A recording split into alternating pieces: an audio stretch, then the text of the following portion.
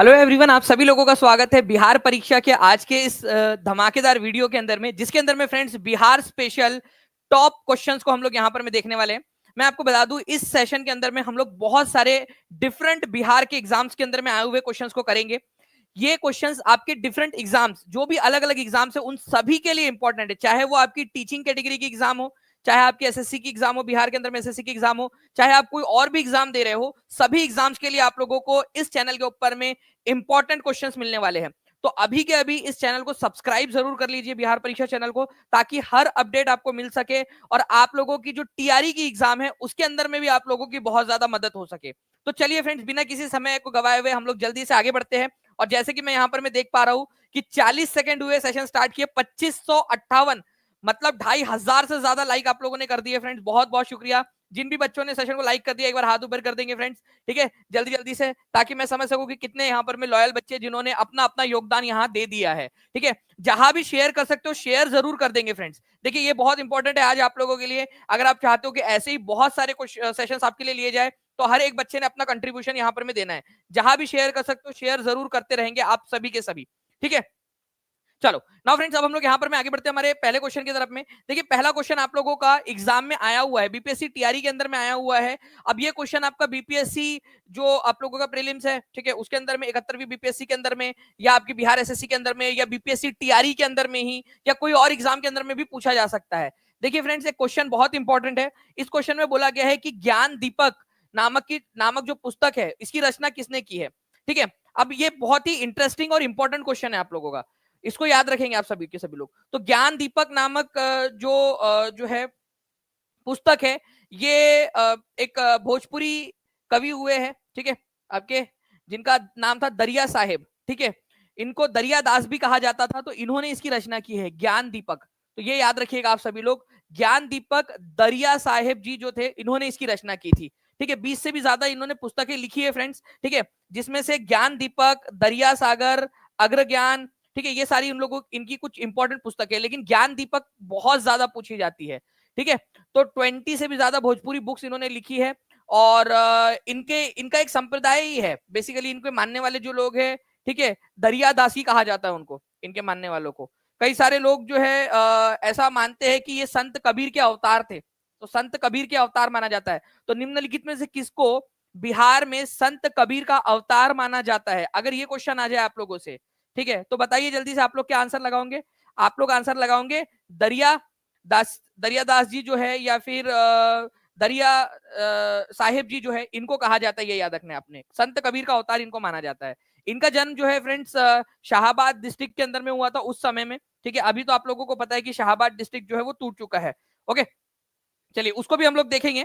आगे बढ़ते हम लोग यहाँ पर में नेक्स्ट क्वेश्चन की तरफ में। हमारे सन 1942 में भारत छोड़ो आंदोलन में बिहार के नेताओं का, ठीक है, महत्वपूर्ण योगदान रहा था। ठीक है, बिल्कुल जी, ठीक है, 69वीं बीपीएससी के अंदर में क्वेश्चन आया है इसका। बिहार के कौन से प्रमुख नेता, जिनको बिहार केसरी के नाम से भी जाना जाता है, ठीक है, उन्होंने भारत छोड़ो आंदोलन में सक्रिय रूप से भाग लिया था? अब देखिए, यहाँ पर में तो कई सारे लोग थे जिन्होंने सक्रिय रूप से भाग लिया था, लेकिन यहाँ स्पेसिफिक आप लोगों को कर दिया गया है कि जिनको बिहार केसरी के नाम से भी जाना जाता है। ठीक है, तो बिहार केसरी के नाम से किसको जाना जाता है? और उन्होंने भारत छोड़ो आंदोलन के दौरान भी उन्होंने पार्टिसिपेट किया था। बिहार के अंदर में जो है वो पहले मुख्यमंत्री भी बने। ठीक है, चलिए, तो श्री कृष्ण सिंह, ये याद रखना है आप लोगों ने, श्री कृष्ण सिंह बिहार केसरी के नाम से इनको जाना जाता है। आंसर इसका आपका ऑप्शन नंबर बी हो जाएगा, श्री कृष्ण सिंह। सभी लोग लिखते जाएंगे यहाँ पर में। 2925 लाइक्स आप लोगों ने कर दिए फ्रेंड्स। ठीक है, केवल और केवल 75 लाइक्स दूर है हम लोग 3000 लाइक से। सभी लोग जल्दी जल्दी से अपना अपना योगदान देते रहेंगे यहाँ पर में। ठीक है, नेक्स्ट क्वेश्चन की तरफ में आगे बढ़ते हैं फ्रेंड्स। 67वीं बीपीएससी का क्वेश्चन कभी भी एग्जाम के अंदर में पूछा जा सकता है आप लोगों से। बिहार में तुर्की सत्ता का वास्तविक संस्थापक कौन था? ये बताइए आप लोग, तुर्की सत्ता का वास्तविक संस्थापक कौन था?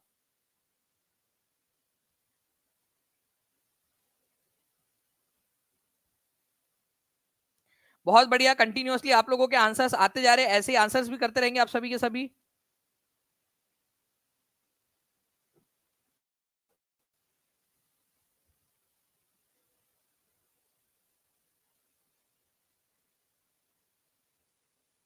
जी, तो देखिए फ्रेंड्स, अगर मैं बात करूं यहाँ पर में तुर्की सत्ता, या फिर आप लोग बोल सकते हो यहाँ पर में कि बिहार के अंदर में जो मुस्लिम सत्ता थी उसका वास्तविक संस्थापक किसको माना जाता है? तो ये माना जाता है इब्न बख्तियार खिलजी को। देखिए क्या हुआ था, ये बख्तियार खिलजी जो है ना, इसने बिहार के ऊपर में हमला करके बिहार के कई सारे मॉन्यूमेंट्स, ठीक है, और कई सारी जो सांस्कृतिक धरोहर थी उसको नष्ट कर दिया था। उसमें से कोई दो के नाम आप लोग जल्दी से बताइए मुझे कि कौन कौन से जो है इन्होंने नष्ट कर दिए थे। ठीक है, बख्तियार खिलजी। बख्तियार खिलजी की जो है कब्र कहां पर में ये भी आप बता सकते हो। ठीक है, बख्तियार खिलजी की कब्र बिहार के अंदर में ही है, कहां पर में ये बताना है आप लोगों ने। क्वेश्चन बन सकता है आप लोगों से।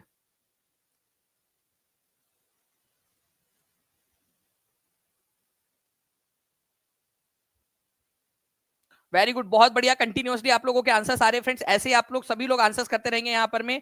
ठीक है, इन्होंने नालंदा, ठीक है, विक्रमशिला यूनिवर्सिटी, उदंतपुरी मठ, इसको जला दिया था, नष्ट कर दिया था। ठीक है, और बिहार शरीफ के अंदर में जो है दफनाया गया है इनको। ठीक है, तो आप लोग याद रखेंगे फ्रेंड्स की 1197 के अंदर में उदंतपुरी, ठीक है, को भी उन्होंने नष्ट कर दिया था, और बिहार के ऊपर में आक्रमण करके उन्होंने नालंदा विश्वविद्यालय को नष्ट कर दिया। विक्रमशिला यूनिवर्सिटी थी उसको नष्ट कर दिया था। इसके बाद में बख्तियार खिलजी जो है, आप लोगों ने याद रखना है कि इसकी कब्र जो है ये भी बिहार में ही आपको मिलेंगी, बिहार शरीफ के अंदर में। ठीक है, बिहार शरीफ में। नाउ नेक्स्ट क्वेश्चन, 1937 से 38 के दौरान बिहार में बकास्त आंदोलन किसके द्वारा आयोजित किया गया था। अब देखिए आप लोग, बहुत ही इंपॉर्टेंट क्वेश्चन है, कई सारे बच्चे जो है इसको याद नहीं रखते हैं या इसको भूल जाते हैं। बकास्त आंदोलन, सबसे पहली बात तो आपको मैं यहां पर मैं बताता हूं कि ये बकास्त क्या होता है। ध्यान से समझिए आप लोग, व्हाट इज बकास्त। बकास्त की बात करेंगे फ्रेंड्स, तो बकाया, जिनका बकाया है, देखिए होता क्या था कि ये किसान है मान लीजिए, ठीक है, अब ये कोई एक ऐसी जमीन के ऊपर में खेती कर रहा है जो उसकी खुद की नहीं है, ठीक है, उसने रेंट पर ली हुई है, यहां पर में वो खेती करता है, इसके बदले में वो टैक्स देता है। ठीक है, ये आप लोगों को समझ गया। अब मान लीजिए कि अगर इस किसान ने टैक्स नहीं भर पाया, ठीक है, तो जमींदार क्या करते थे, इसकी जमीन को बेच देते थे, किसी और को दे देते थे। ठीक है, अब एक और कानून था कि अगर किसी व्यक्ति ने 12 साल तक लगातार टैक्स दिया है, 12 इयर्स तक, कितने साल तक दिया है, 12 साल तक, तो वो जो जमीन जो वो किराए पे थी, वो जमीन उसको मिल जाती थी। अंग्रेजों का एक तरीके से एक प्रथा उन्होंने चालू की थी अंग्रेजों ने। 12 साल तक अगर किसी ने बिना किसी जो है यहाँ पर में नागा किए या कोई जो है डिफॉल्ट किए टैक्स भरा है, तो वो जमीन उसकी मालकियत उसकी हो जाएंगी, फिर जमींदार जो है उसका उसके ऊपर में कोई वो नहीं रहेगा। तो फ्रेंड्स, ये इस चीज से कई सारे किसान अवगत नहीं थे, कई सारे किसानों को पता ही नहीं था इसके बारे में, 12 साल वाले रूल के बारे में। ठीक है, तो इसके वजह से भी कई सारे जो बेचारे टीनेंट्स होते थे, जो ऐसे किसान जो दूसरे की खेती, मतलब रेंट के ऊपर में अंग्रेजों की जो जमीन थी, जमींदारों के बिहाफ पर उनको टैक्स देकर वहां पर में खेती कर रहे थे, उनकी जमीन बेच दी जाती थी। ठीक है, या किसी और को दे दी जाती थी। तो बकास्त, जो बकास्त उस जमीन को बोला जाता था जिस जमीन को जमींदारों ने हड़प लिया है। ठीक है, तो स्वामी सहजानंद सरस्वती जो थे, उन्होंने जो है फ्रेंड्स आंदोलन चलाया था, बकास्त आंदोलन। ठीक है, तो ये याद रखना है आप लोगों ने, बकास्त आंदोलन किसने चलाया था, बकास्त आंदोलन चलाया था, ठीक है, स्वामी सहजानंद सरस्वती जी ने। बकास्त का मतलब ही होता है ऐसी जमीन जो जमींदारों ने हड़प ली है। ठीक है, जमींदारों के द्वारा हड़प ली गई जमीन को ही, जमींदारी प्रथा के खिलाफ थी। ठीक है, किसानों की ऐसी जमीन जो जमींदारों द्वारा हड़प ली गई है जमीन, उनकी अधिकार की मांग को लेकर, उस जमीन को वापस लेने की मांग को लेकर बकास्त आंदोलन चलाया गया था 1937-38 के अंदर में। समझ में आया क्या आपको, बहुत ही इंपॉर्टेंट है। और ये क्वेश्चन आप लोगों का देखिए एग्जाम के अंदर में आया है, 69वीं बीपीएससी के अंदर में, कभी भी रिपीट होकर पूछा जा सकता है। हो सकता है यही पूछ ले कि बकास्त आंदोलन में बकास्त का क्या मतलब है करके। ठीक है, ये भी क्वेश्चन बन सकता है आप लोगों का। ठीक है, तो प्लीज इसको भी याद रखेंगे आप सभी के सभी। ठीक है, सुबह लिखता हूँ, शाम लिखता हूँ, कलम में दीवानी हो जाती है जब दानिश सर का नाम लिखता हूँ। क्या बात है Amar Kumar ji, thank you very much. ठीक है, इतनी प्यारी सी शायरी लिखने के लिए। चलिए, कुम्हार स्थान निम्नलिखित प्राचीन स्थान कहाँ स्थित है। ठीक है, किस स्थान से स्थित, किस स्थान पर है आपको बताना है। बिहार सीडीपीओ के एग्जाम में आया हुआ है। देखिए फ्रेंड्स, कुम्हार नाम की जो जगह है, ठीक है, जिसको कुम्हरार भी बोला जाता है कई बार। ठीक है, हिंदी के अंदर में जब ये क्वेश्चन आया था सीडीपीओ के अंदर में, उसका ट्रांसलेशन उन्होंने दिया था कुम्हार, जबकि एक्चुअल में उसका ट्रांसलेशन जो है, या उसको जो बोला जाता है, कुम्हरार बोला जाता है उस जगह को। ठीक है, तो मैंने आपको दोनों के दोनों पॉइंट यहाँ पर मैं बता दिए। कुम्हार यहाँ पर मैं लिखा हुआ था हिंदी के अंदर में सीडीपीओ की एग्जाम के अंदर में, और इंग्लिश में उसका लिखा हुआ था कुम्हरार। ठीक है, तो दोनों तरीके से आप लोग याद रखना है। तो कुम्हरार होना चाहिए था यहाँ पर में, एक्चुअल में कुम्हरार। ओके, ये कुम्हरार होना चाहिए था। ये पटना रेलवे स्टेशन जो है ना आपका, उससे बहुत ज्यादा दूर नहीं है, ठीक है। आप लोग जाओगे अराउंड 5 किलोमीटर की दूरी के ऊपर में मिल जाएगा पाटलिपुत्र में आपको। तो पाटलिपुत्र के अंदर में ये मौजूद था। यहाँ पर में अशोका के महल के अवशेष मिले आप लोगों को, ठीक है। अशोका के महल के अवशेष आप लोगों को मिले हैं। तो प्लीज इसको याद रखिएगा, पाटलिपुत्र पटना के अंदर में जो है ये कुम्हरार नाम की जगह है, पटना के अंदर में, ठीक है। तो पास में ही है, बहुत ज्यादा दूर नहीं है, ठीक है, पटना किसे। तो पाटलिपुत्र से संबंधित है, ये याद रखना आप लोगों ने। उस समय पाटलिपुत्र राजधानी हुआ करती थी, ठीक है। आज का पटना, वैसे पटना बड़ा हो गया, पाटलिपुत्र पटना में ही समा गया है अभी।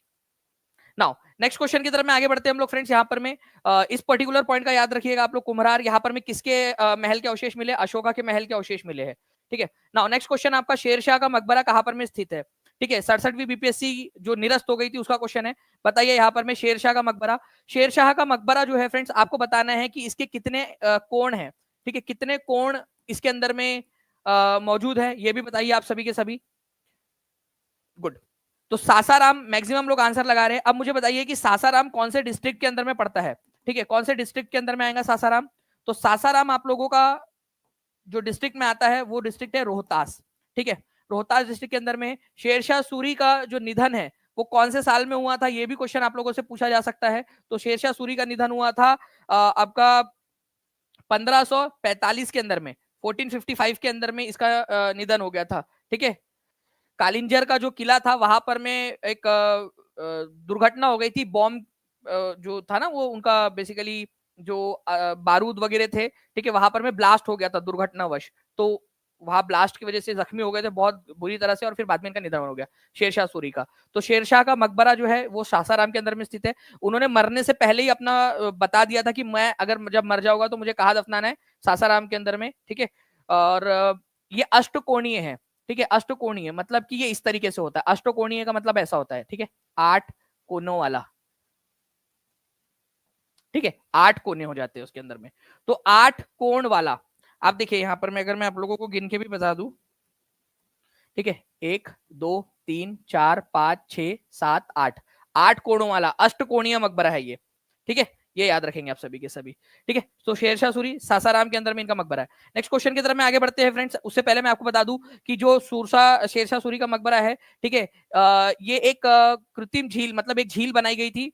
उस झील का नाम है सूर तालाब। कभी अगर पूछ लिया जाए कि सूर तालाब कहाँ पर में है, सूर लेक कहाँ पर में है, तो सूर तालाब आपको सासाराम में मिलेगा।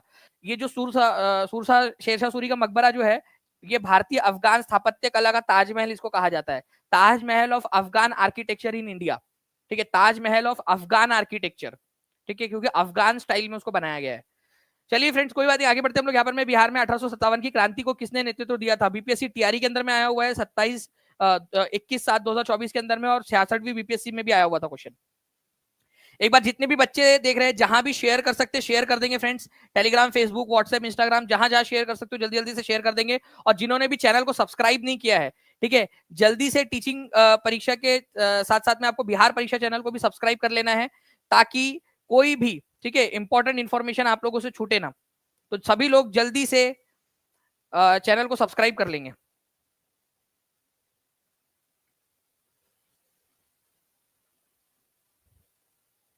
बहुत बढ़िया। चलिए अगर हम लोग बात करें फ्रेंड्स यहाँ पर में आगे में, तो बिहार में 1857 की क्रांति को किसने नेतृत्व किया था, तो कुंवर सिंह ने किया था। नाना साहेब कहां से लड़ रहे थे, चलिए ये भी बता दीजिए आप सभी के सभी। नाना साहेब कहां से लड़ रहे थे, तो नाना साहेब लड़ रहे थे, ठीक है, कानपुर से। ये याद रखना है आप सभी लोगों ने। तात्या टोपे जो है नाना साहेब के जनरल थे, सेंट्रल इंडिया, मध्य भारत से ये लड़ाई लड़ रहे थे, अलग अलग जगहों से उन्होंने लड़ाई लड़ी। अब मुझे एक बात बताइए, कुंवर सिंह का निधन कौन से साल में हुआ था, निधन, ये क्वेश्चन आया था एग्जाम के अंदर में, आपको पता है, ठीक है। तो कुंवर सिंह का निधन जो है कौन से साल में हुआ था, मैं आपको बता दूं कि टीचिंग परीक्षा के जो अभ्यर्थी है, बिहार परीक्षा टीचिंग परीक्षा के जो अभ्यर्थी है, वो डायरेक्टली, ठीक है, आप सभी के सभी लोग तारीख के साथ बता सकते हैं, इतना मुझे भरोसा है आप लोगों के ऊपर में, ठीक है। तो आप लोग बताते जाइए जल्दी जल्दी से।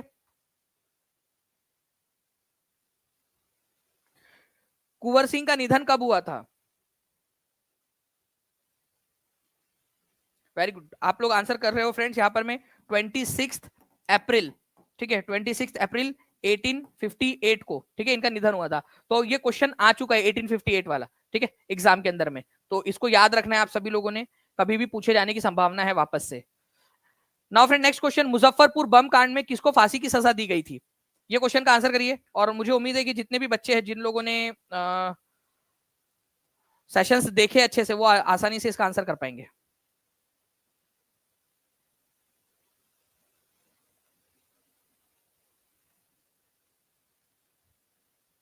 तो देखिए फ्रेंड्स, पहली बात तो मुजफ्फरपुर बम कांड हुआ कब था, ये आप लोगों से क्वेश्चन बन सकता है। मुजफ्फरपुर बम कांड का ईयर आप बताइए, जल्दी से कमेंट करेंगे।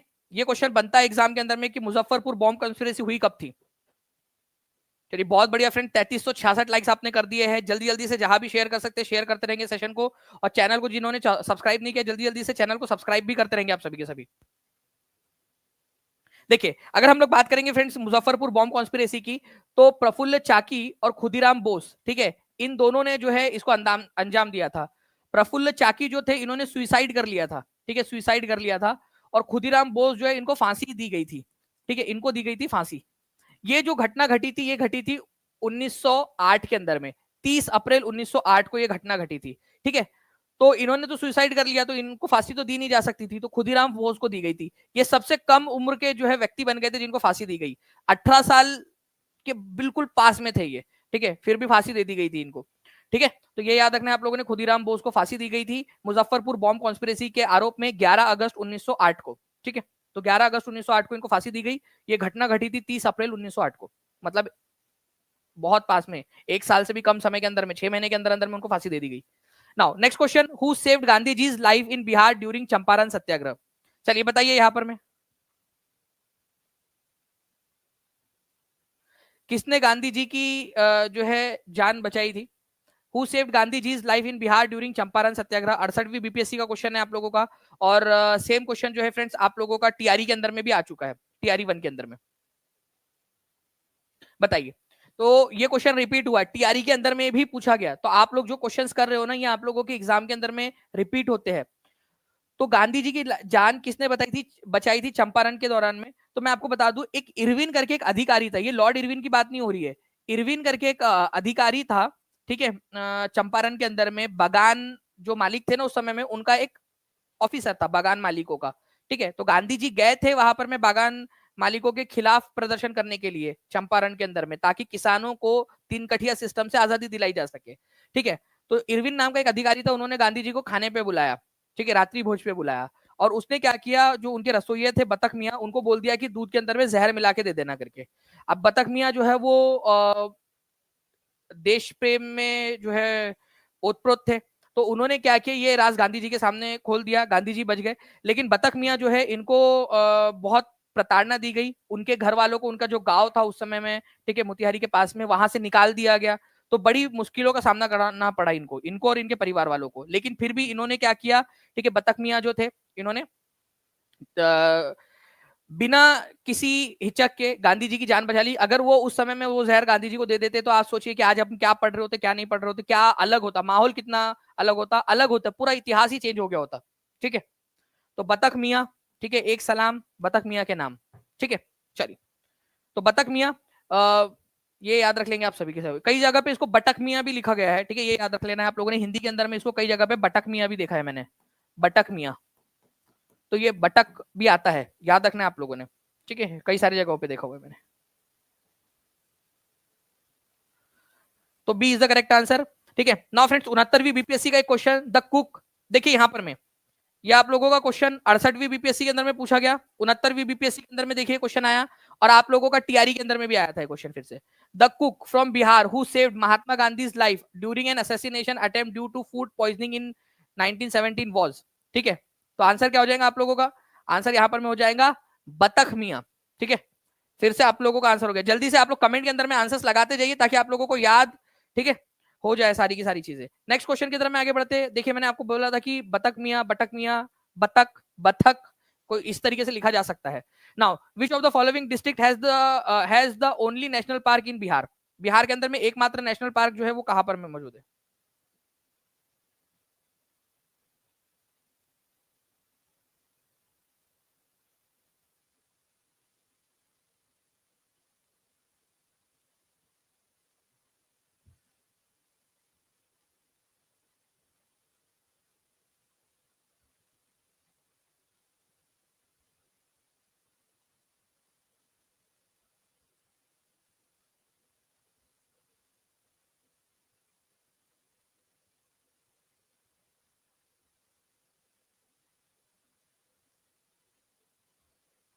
चलिए, तो आप लोगों के आंसर यहाँ पर मैं आगे है फ्रेंड्स, ठीक है, कि कौन सा डिस्ट्रिक्ट है जिसके अंदर में एकमात्र नेशनल पार्क है बिहार के अंदर में, तो ये है आप लोगों का पश्चिमी चंपारण के अंदर में।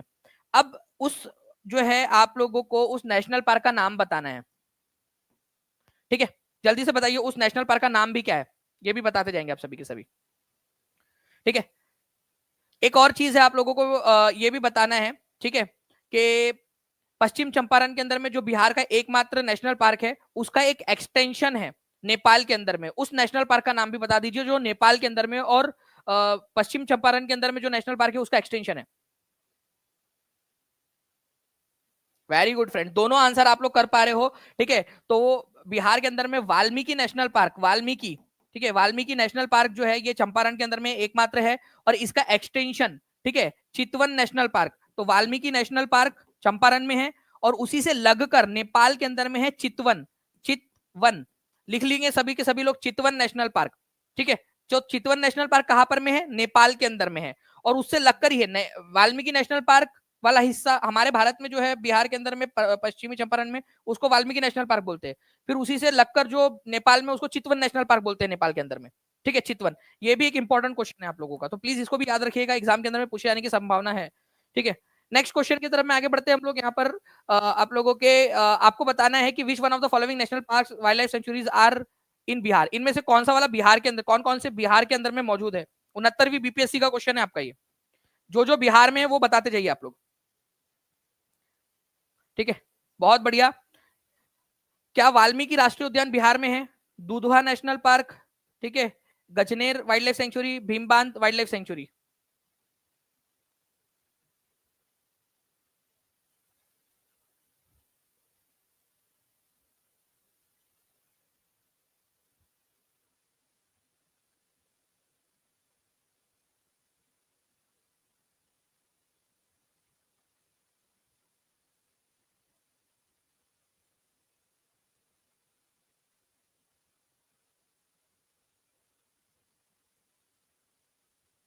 चलिए, बहुत बढ़िया, आप लोगों के देखिए आंसर सारे फ्रेंड्स यहाँ पर मैं वाल्मीकि नेशनल पार्क आप लोगों को पता है कि बिहार के अंदर में ही है, कौन से जिले के अंदर में आप लोग बता देंगे, तो वन तो होना ही चाहिए, जहां पर में वन नहीं है उस क्वेश्चन उस ऑप्शन को एलिमिनेट करो, जहां पर में वन नहीं है उस ऑप्शन को एलिमिनेट करो, ठीक है। फिर उसके बाद में जो है आप लोगों को पता होना चाहिए कि दुधवा नेशनल पार्क जो है फ्रेंड्स ये यूपी में है, यूपी के अंदर में। तो दुधवा नेशनल पार्क कहां पर में है, यूपी के अंदर में, ये आप लोगों ने एलिमिनेट कर देना था, डायरेक्टली एलिमिनेट कर देना था आप लोगों ने, ठीक है। तो दो जहां जहां पर में दो है उसको भी एलिमिनेट कर दिया आप लोगों ने, वो ऑटोमेटिकली एलिमिनेट हो गया आप लोगों के, ठीक है। उसके बाद में आप लोगों का जो है आप लोगों को बताना है यहां पर में कि गजनेर वाइल्ड लाइफ सेंचुरी कहां पर में है जी। तो गजनेर वन्य जीव अभयारण्य जो है फ्रेंड्स ये आप लोगों को बीकानेर जिले के अंदर में मिलेगा, राजस्थान के, ठीक है। तो गजनेर कहां पर में है, Gajner wild life sanctuary Rajasthan के अंदर में, राजस्थान के बीकानेर के अंदर में, बीकानेर, ठीक है, राजस्थान बीकानेर के अंदर में। तो ये भी आंसर नहीं हो सकता, जहां 3 है उसको भी काट दो, ठीक है। तो आप लोगों का आंसर क्या हो जाएगा, आंसर आप लोगों को हो जाएगा ऑप्शन नंबर 1, ठीक है, ऑप्शन नंबर ए 1 एंड 4, ठीक है। तो वाल्मीकि नेशनल पार्क जो है ये आपको वेस्टर्न चंपारण के अंदर में मिलने वाला है, और भीम बांध, भीम बांध जो है फ्रेंड्स ये बिहार का सबसे पुराना वाला वाइल्ड लाइफ सेंचुरी है, ये मुंगेर जिले के अंदर में मिलेगा आपको, ठीक है। तो 1 एंड 4 कितने लोगों ने सही आंसर किया था, हाथ ऊपर कर दीजिए। एटलीस्ट एक ऑप्शन एलिमिनेट अगर आप कर पाए हो तो ये भी बहुत अच्छी बात है, ऑप्शन एलिमिनेट अगर कर पा रहे हो तो ये भी बहुत अच्छी बात है आप लोगों के लिए, ठीक है। चलिए, now friends another name of Gandak river is, अब देखिए बहुत इंपॉर्टेंट, कितने बच्चे कल रात में पेड क्लास के अंदर में थे, ठीक है, टीचिंग परीक्षा के टीआरई 4.0 के पेड क्लास में थे। मुझे लगता है कि आप लोगों के लिए तो एकदम बाएं हाथ का खेल है, नींद में भी आप आंसर कर सकते हो, ठीक है। बहुत सारे बच्चे देखिए यहाँ पर मैं हाथ भी ऊपर कर रहे हैं, ठीक है, कल रात में आप लोग क्लास में थे, ठीक है। तो another name of Gandak river, तो गंडक रिवर का दूसरा नाम क्या है, ठीक है, बहुत बढ़िया, 69वीं बीपीएससी के अंदर में आया हुआ क्वेश्चन है, नारायणी नदी। ये नेपाल से निकलती है, नारायणी नदी कहा जाता है इसको नेपाल के अंदर में, ठीक है। गंडक रिवर को नारायणी नदी के नाम से जाना जाता है, ठीक है। तो नारायणी नदी किसका नाम है, ये उल्टा क्वेश्चन भी बन सकता है आपका कि नारायणी नदी किसको कहा जाता है, तो गंडक रिवर को कहा जाता है, ठीक है। तो नेपाल में गंडक रिवर को नारायणी नदी के नाम से जाना जाता है। ये क्वेश्चन टीआरई के अंदर में भी आया है आपका, तो क्वेश्चंस रिपीट होते हैं जो बीपीएससी के अंदर में क्वेश्चंस आए, और इसी वजह से टीचिंग परीक्षा ने आप लोगों के लिए 10,000 से भी ज्यादा क्वेश्चंस अवेलेबल करवा के दिए हैं, ठीक है। ये याद रखना है आप लोगों ने ऐप के ऊपर में। चलिए, जितने भी बच्चे जिन्होंने अब तक चैनल को सब्सक्राइब नहीं किया, चैनल को सब्सक्राइब जरूर कर लीजिए, क्योंकि आप लोगों के लिए बहुत सारे और भी इंटरेस्टिंग फैक्ट्स और इंपॉर्टेंट चीजें जो है आप लोगों के लिए आने वाली है। ठीक है, तो आप लोग बिहार परीक्षा चैनल को सब्सक्राइब जरूर कर लेंगे, सभी के सभी बच्चे।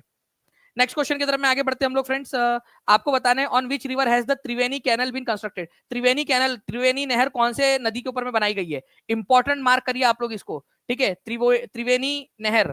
ठीक है,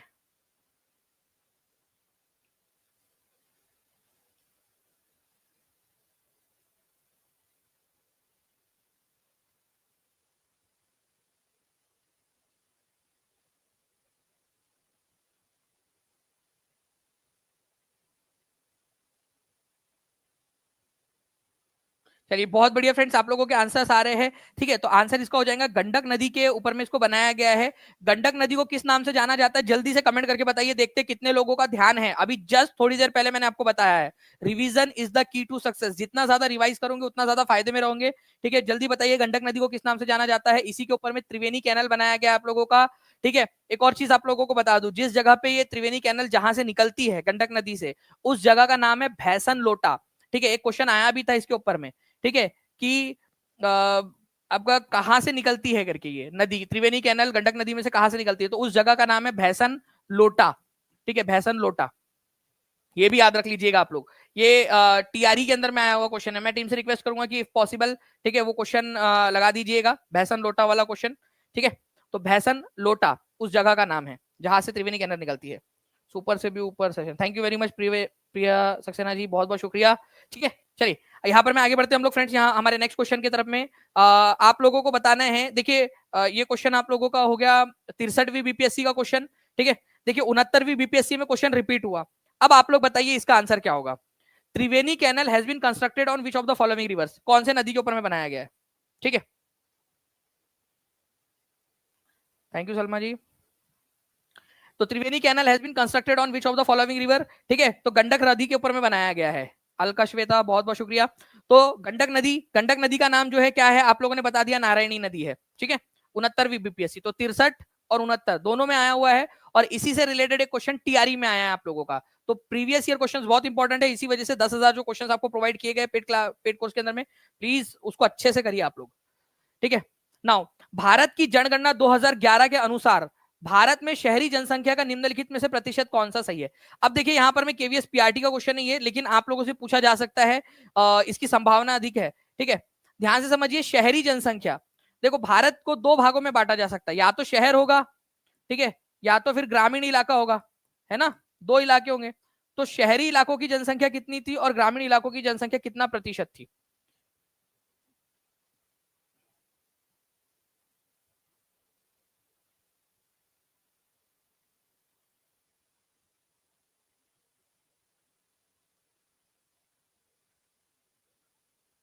जी, तो देखिए फ्रेंड्स, आप लोगों को याद रखना है कि जो शहरी जनसंख्या है, ठीक है, भारत के अंदर में, वो थी 31.16%। तो अब मुझे बताओ कि कितना बच गया जो ग्रामीण इलाके के अंदर में आएगा? जल्दी से बताइए आप लोग, कितना बच गया? ओके, तो दोनों ही पॉइंट आप लोगों को पता होना चाहिए। 2011 की जनगणना के अनुसार ग्रामीण इलाके में कितने प्रतिशत जनसंख्या रहती थी और शहरी इलाकों में कितने प्रतिशत जनसंख्या रहती थी? ग्रामीण इलाके के अंदर में 31 शहरी इलाकों के अंदर में 31.16% जनसंख्या रहती थी। 68.84% जो जनसंख्या बचती है आप लोगों की, वो कहां पर में रहेंगी? आपकी शहरी इलाकों, ग्रामीण इलाकों के अंदर में। तो 68 पॉइंट, ठीक है, 84, 68.84। तो अब आप लोगों को बताना है कि आप कौन से वाले में रहते हो। ठीक है, क्योंकि आप भारत में ही रहते हो ना, कहीं पे भी रहते होंगे, लेकिन भारत के अंदर में तो हो सभी, कोई है तो नहीं यहाँ पर में जो युगांडा या केनिया की जो है पीसीएस एग्जाम की तैयारी कर रहा है और मेरा लेक्चर देख रहा है यहाँ पर में? नहीं ना, सब लोग यहाँ पर ही है।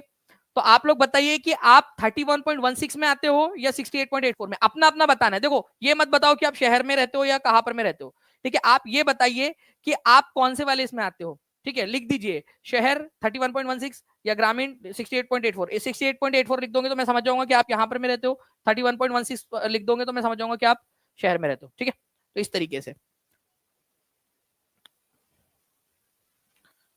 ओके, तो आंसर हो जाएगा 31.16। ये एक्चुअल क्वेश्चन एग्जाम में आया हुआ, कभी भी रिपीट हो सकता है, इसी वजह से आप लोगों को यहाँ पर मैं करवा दिया है। ठीक है, नेक्स्ट क्वेश्चन की तरफ में आगे बढ़ते हैं फ्रेंड्स। बीपीएससी प्रीलिम्स के अंदर में पूछा गया, जीएस के अंदर में आपका, कि बिहार प्रोविंशियल किसान सभा का गठन कब हुआ था।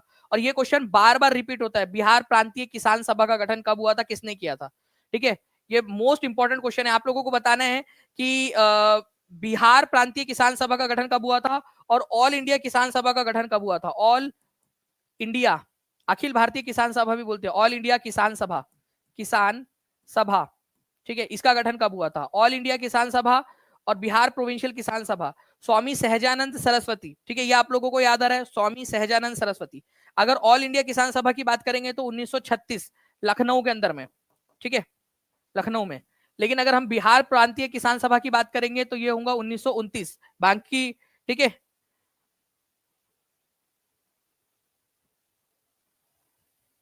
बांकीपुर पटना के। आंसर आप लोगों के जो है 36 आ रहे हैं यहाँ पर। में बहुत सारे लोग जो है इसी का answer none of the above लगा रहे हैं, उन लोगों को लग रहा है बिहार प्रांतीय किसान सभा और ऑल इंडिया किसान सभा एक ही है, अलग अलग है दोनों। ठीक है, ऑल इंडिया किसान सभा 1936 लखनऊ के अंदर में, ठीक है, बिहार प्रोविंशियल किसान सभा या बिहार प्रांतीय किसान सभा 1929 के अंदर में, पटना के अंदर में। ठीक है, चलिए बहुत बढ़िया, आप लोगों के दो आप लोग आंसर कर रहे हो। ठीक है,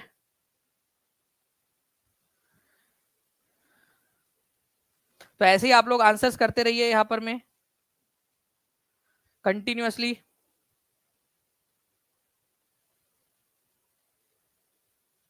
नाउ नेक्स्ट क्वेश्चन जो है आप लोगों का, देखिए आप लोगों से ये पूछा जा रहा है कि निम्नलिखित में से भारत के किस राज्य की सीमा बिहार से सबसे अधिक जिलों से लगती है।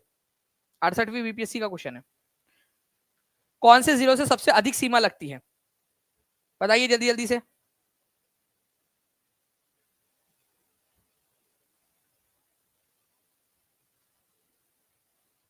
आंसर्स आप लोगों के आ रहे हैं फ्रेंड। देखिए, निम्नलिखित में से किस जिले किस राज्य की सीमा सबसे अधिक लगती है। तो देखिए अगर मैं आप लोगों से बात करूं यहाँ पर, मैं उत्तर प्रदेश के साथ में 8 जिलों की लगती है, ठीक है, और झारखंड के साथ में भी 8 लगती है। ठीक है, तो सबसे अधिक बोला जाए तो 8 और 8 यहाँ पर मैं आप लोगों को तो 2 हो जा रहे हैं। ठीक है, तो आंसर आप लोगों का मोर than one of the above हो जाएगा। तो उत्तर प्रदेश के साथ में 8, झारखंड के साथ में 8 और पश्चिम बंगाल के साथ में जो है 3 जिलों की सीमा लगती है, किशनगंज, पूर्णिया और कटिहार की। ठीक है, तो किशनगंज, पूर्णिया और कटिहार 3 जिलों की सीमा लगती है, उत्तर प्रदेश के साथ में 8 की और झारखंड के साथ में 8 की। तो आंसर क्या हो जाएगा आपका। ठीक है, तो बी और सी दोनों का 8-8 है, तो answer more than one of the above हो जाएगा आप लोगों का इसके अंदर में। ठीक है, इस पर्टिकुलर पॉइंट को आप लोगों ने याद रखना था, इंपॉर्टेंट है, एग्जाम के अंदर में पूछे जाने की बहुत अधिक संभावना बनती है इसकी। ठीक है, चलिए, तो आप सभी के सभी बच्चे जितने भी लोग देख रहे हैं, जिन्होंने अब तक चैनल को सब्सक्राइब नहीं किया है, बिहार परीक्षा चैनल को सब्सक्राइब जरूर कर लेंगे आप सभी के सभी। ठीक है, ताकि आपको आगे में भी ऐसी वीडियोस मिलते रहे। नेक्स्ट क्वेश्चन, बिहार प्रांतीय किसान सभा का गठन किसने किया था। 65वीं बीपीएससी का क्वेश्चन है, जल्दी बताइए इसका आंसर क्या होगा। बिहार प्रांतीय किसान सभा का गठन किसने किया था। जी, चलो एक क्वेश्चन और बन सकता है कि नेपाल के साथ में कितने जिले लगते हैं, नेपाल के साथ में, नेपाल के साथ कितने जिले लगते हैं अभी बता दीजिए, ताकि आप लोगों को याद हो जाए ये चीजें। गुड, तो आंसर जो है फ्रेंड, देखिए अगर मैं बात करूं बिहार प्रांतीय किसान सभा का गठन, ईयर आप लोग बताइए जल्दी से। देखो, मैं आप लोगों को रिवीजन करने या लिखने क्यों बोल रहा हूं, क्योंकि जब आपने पढ़ा है और अभी के अभी जब आप लिख देते हो या रिवाइज कर लेते हो ना माइंड में, तो आपको वो चीज ज्यादा लंबे समय तक याद रहती है। ठीक है, आपके माइंड में वो स्टोर हो जाती है, आपकी वो इंटेलेक्चुअल प्रॉपर्टी बन जाती है। तो प्रॉपर्टी बनाना है कि नहीं बनाना है आप लोगों ने। इंटेलेक्चुअल प्रॉपर्टी, कितने लोग चाहते हैं कि अपने दिमाग में इंटेलेक्चुअल प्रॉपर्टी, अपना नॉलेज बैंक इंक्रीज करे। ठीक है, तो आप लोगों को एक्टिविटी करनी पड़ेगी, जो मैं एक्टिविटी आप लोगों से कह रहा हूं। ठीक है, और ये प्रूवन टेक्निक है, लाखों बच्चों के ऊपर में एक्सपेरिमेंट करने के बाद में पिछले 13 साल के अंदर में मैं आपको अब बता रहा हूं आपको। ठीक है, तो 1929 के अंदर में बिहार प्रांतीय किसान सभा का गठन किया गया था।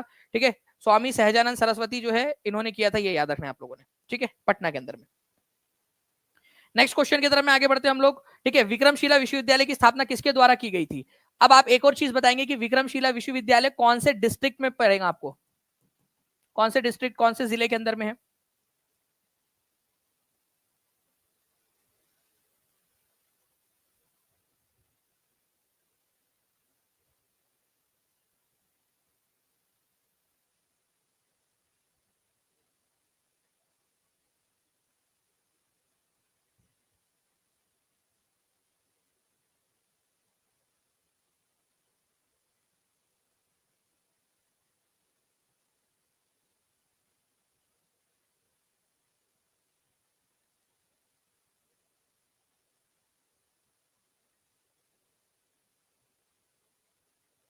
बहुत बढ़िया। देखिए फ्रेंड्स, अगर हम लोग बात करेंगे विक्रमशिला विश्वविद्यालय जो है, इसकी स्थापना किसने की थी, तो पाल वंश के एक राजा थे, ठीक है, पाल वंश के राजा, ओके, उनका नाम था धर्मपाल, ठीक है, ये पाल वंश के सेकंड नंबर के राजा थे, इन्होंने जो है विक्रमशिला यूनिवर्सिटी की स्थापना की थी।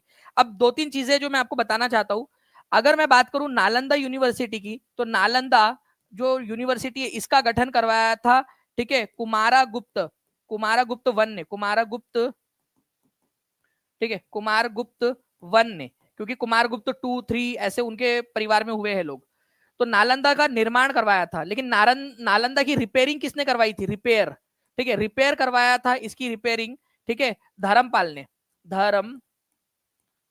ने, ठीक है, धर्मपाल जो पाल वंश के थे उन्होंने उसकी रिपेयरिंग करवाई थी नालंदा की। तो नालंदा यूनिवर्सिटी का पुनरुद्धान, ठीक है, या उसकी रिपेयरिंग, ठीक है, किसने करवाई थी, तो धर्मपाल ने करवाई थी, ये याद रखना है।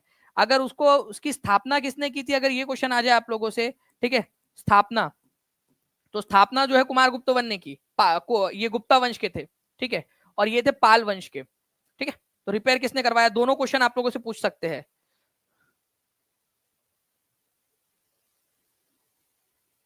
जी बिल्कुल, ब्रांड निरंजन ब्लॉग जी, मैं वैसे भी करवा दूंगा आपको कि आंदोलन आंदोलन वाले जो क्वेश्चन है, ठीक है, उनको भी करवा दूंगा, ताकि आप लोगों का जो नॉलेज है, ठीक है, कंसोलिडेट अच्छे से हो जाए उसके अंदर में, ठीक है। तो विक्रमशिला यूनिवर्सिटी कौन से डिस्ट्रिक्ट के अंदर में है, भागलपुर डिस्ट्रिक्ट के अंदर में है। आप लोग आंसर कर रहे हैं, जितने भी बच्चों ने आंसर कर दिया है, वेरी गुड। नेक्स्ट क्वेश्चन की तरफ में आगे बढ़ते हैं हम लोग यहाँ पर में, बिहार के कितने जिलों की सीमा झारखंड राज्य से लगती है, चलिए अब आप लोगों का आंसर आप लोगों को आंसर करना है, फटाक से आंसर करेंगे आप सभी के सभी।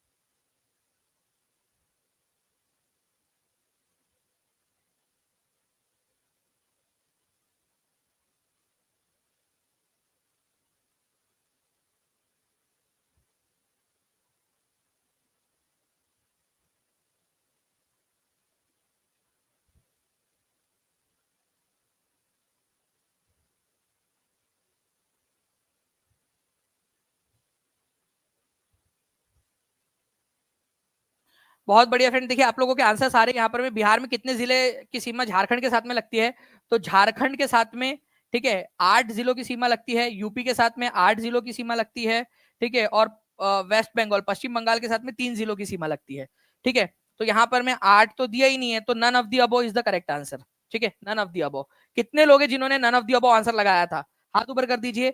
नेपाल के साथ में 7 जिलों की सीमा लगती है, तो झारखंड और उत्तर प्रदेश के साथ में 8 8 और पश्चिम बंगाल के साथ में 3।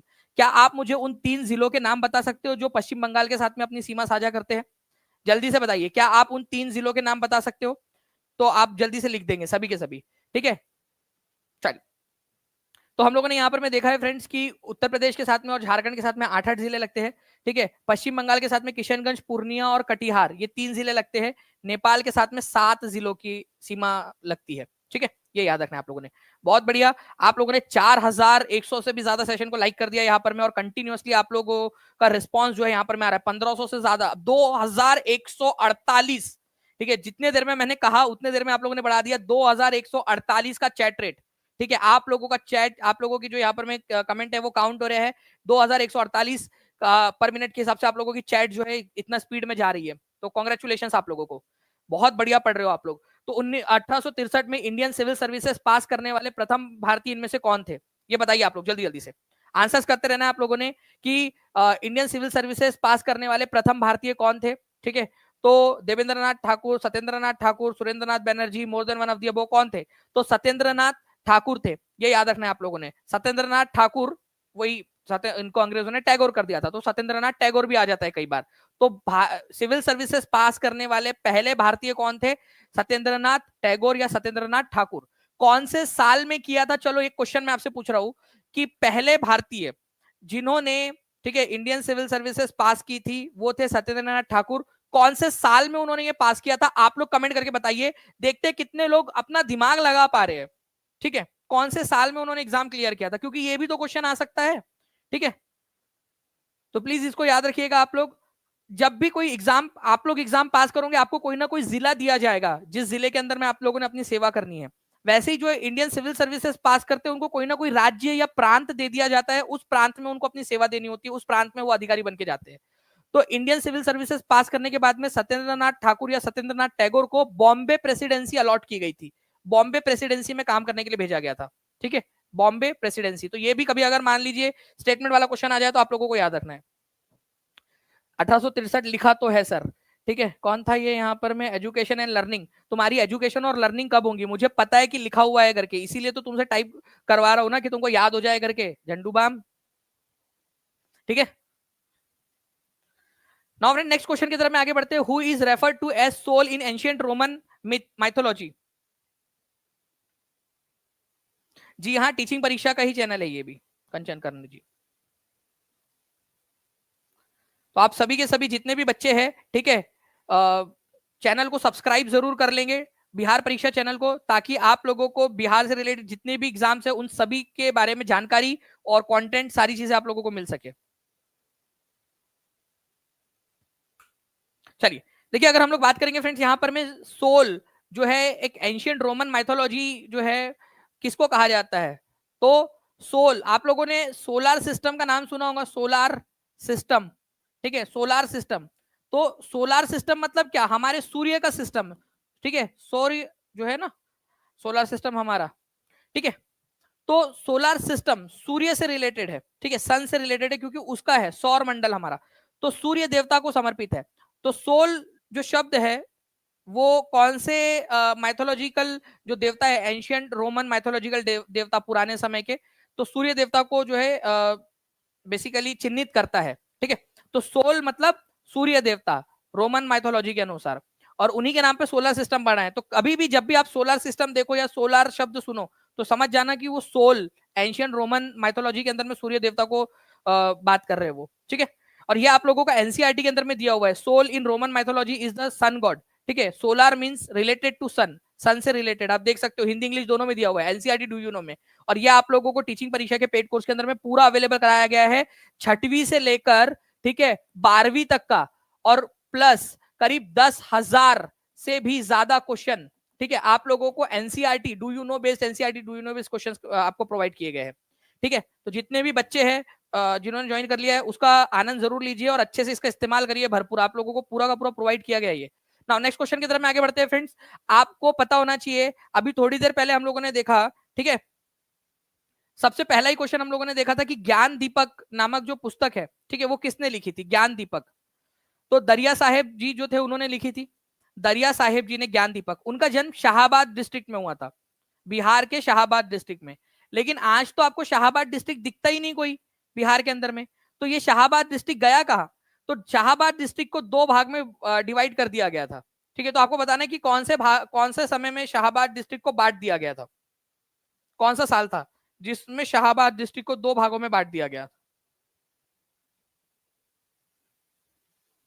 तो शाहाबाद डिस्ट्रिक्ट को दो भागों में बांट दिया गया था 1972 के अंदर में। कौन से दो भागों में बांटा गया था ये भी आप लोग याद रख लीजिएगा फ्रेंड्स। ठीक है, शाहाबाद डिस्ट्रिक्ट को भोजपुर और, ठीक है, रोहतास के अंदर में, ऐसे दो डिस्ट्रिक्ट के अंदर में इसको डिवाइड कर दिया गया था। ठीक है, तो भोजपुर और रोहतास, ये याद रखना है आप लोगों ने, भोजपुर और रोहतास दो जिले बनाए गए थे 1972 में शाहाबाद डिस्ट्रिक्ट। तो शाहाबाद डिस्ट्रिक्ट आप सोचिए कितना बड़ा होगा, है ना। बाद में रोहतास से अलग होकर कैमूर जिला बना और भोजपुर से अलग होकर बक्सर जिला बना। तो भोजपुर, बक्सर, ठीक है, रोहतास और कैमूर, ये चार जिलों को मिलाकर, ठीक है, चार जिलों को मिलाकर जो है आपका अकेला, ठीक है, शाहाबाद डिस्ट्रिक्ट था, अकेला शाहाबाद डिस्ट्रिक्ट। तो शाहाबाद डिस्ट्रिक्ट कौन से साल में टूटा? ठीक है, 1972 में। तो कभी भी अगर आप लोग शाहाबाद जिले का नाम सुनो और बिहार पे आपको नाम मिले वो शाहाबाद जिला, तो समझ जाना कि वो टूट चुका है, अलग, उसको अलग अलग डिस्ट्रिक्ट के अंदर में डिवाइड कर दिया गया है।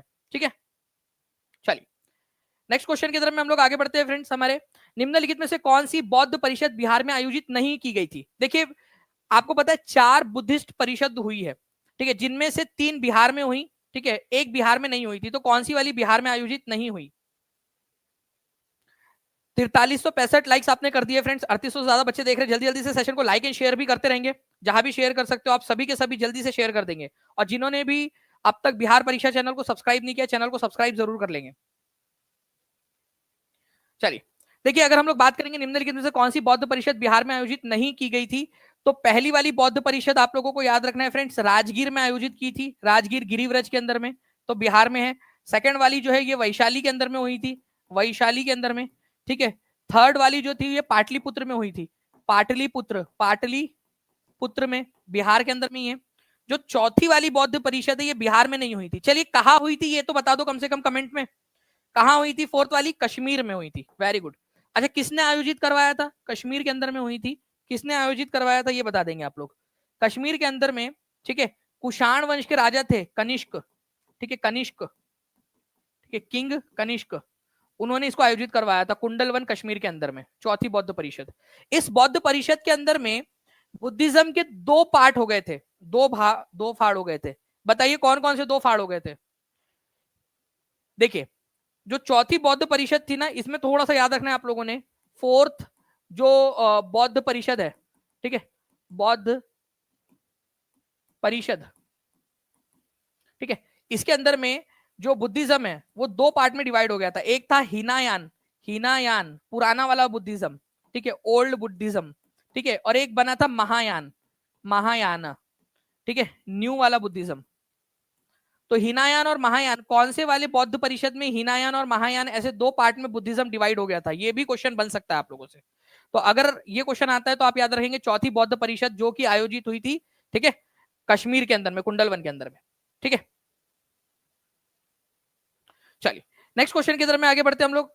सर 10,000 वाला टेस्ट देने में बहुत मजा आता है, जितनी बार चाहो उतनी बार टेस्ट दे दो, thank you so much sir, ठीक है। विश्व प्रताप सुल्तानपुर जी बहुत बढ़िया, और ऐसी अच्छी बात है कि आप बार बार टेस्ट दे सकते हो, जितने बार चाहो उतने बार दे सकते हो। इससे क्या होगा, वो सारे क्वेश्चन आपको याद हो जाएंगे और एग्जाम के अंदर में जब वो क्वेश्चन आएंगे तो आप बहुत आसानी से उसका आंसर कर पाओगे, ठीक है। नाउ तो प्रथम राजगृह के अंदर में हुई थी, द्वितीय वैशाली में, तृतीय पाटलिपुत्र में, चतुर्थ कुंडलवन कश्मीर के अंदर में आयोजित हुई थी, ठीक है। कुंडलवन कहां पर में है? तो कश्मीर के अंदर में, ठीक है, कश्मीर में राजा कनिष्क जो थे उन्होंने आयोजित करवाया था। कौन इसके अध्यक्ष थे ये भी आप लोगों को मैं क्वेश्चंस के थ्रू याद करा दूंगा। महाकश्यप, सभाकामी, ठीक है, मुगलीपुत्र, तिस्सा, वासुमित्र, सारी की सारी चीजें आगे में हम लोग करेंगे। नाउ नेक्स्ट क्वेश्चन की तरफ में आगे बढ़ते हम लोग। डच ईस्ट इंडिया कंपनी ने किस वर्ष पटना में अपना कारखाना स्थापित किया था? बताइए, 65वीं बीपीएससी का क्वेश्चन है, कभी भी रिपीट होकर पूछे जाने की संभावना बनती है।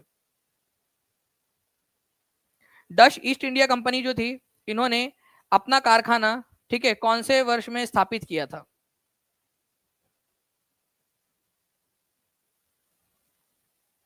और कहा किया था? तो डच ईस्ट इंडिया कंपनी जो थी, ठीक है, डच मतलब, ठीक है, होलैंड, होलैंड जिसको आप लोग आज नेदरलैंड के नाम से भी जानते हो, ठीक है, उसके निवासी थे ये, उनको डच कहा जाता था, ठीक है, नेदरलैंड।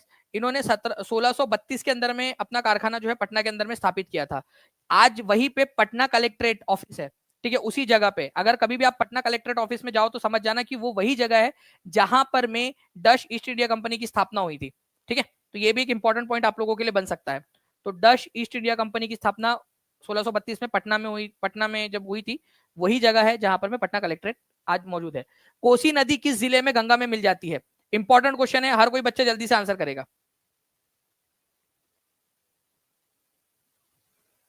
बताइए इस पर्टिकुलर क्वेश्चन का आंसर क्या होगा? कोसी नदी किस जिले में गंगा में जाकर मिल जाती है?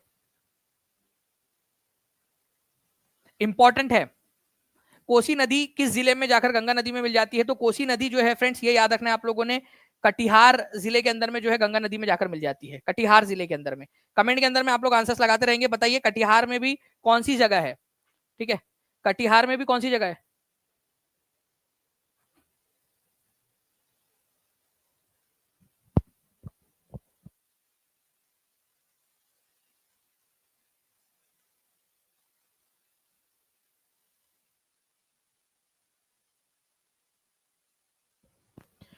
ठीक है, तो कुर्सेला नाम की जगह है, आप लोगों ने याद रखना है फ्रेंड्स, ठीक है। आप लोगों के लिए गुड न्यूज भी आई है अभी अभी, ठीक है, अभी हटागरे सर जो है एक अच्छी गुड न्यूज भी आप लोगों के लिए देकर गया है। आप सभी ने इतना बढ़िया तरीके से आप पढ़ रहे हो, ठीक है, थोड़ी देर में उसको भी बताता हूँ मैं आप लोगों को।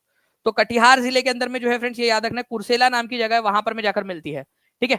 चलिए अब एक क्वेश्चन आप लोगों के लिए, इस क्वेश्चन का आंसर करेंगे सभी के सभी, एंड कॉन्ग्रेचुलेशन आप सभी लोगों को, 4500 से ज्यादा लाइक्स आप लोगों ने कर दिए हैं।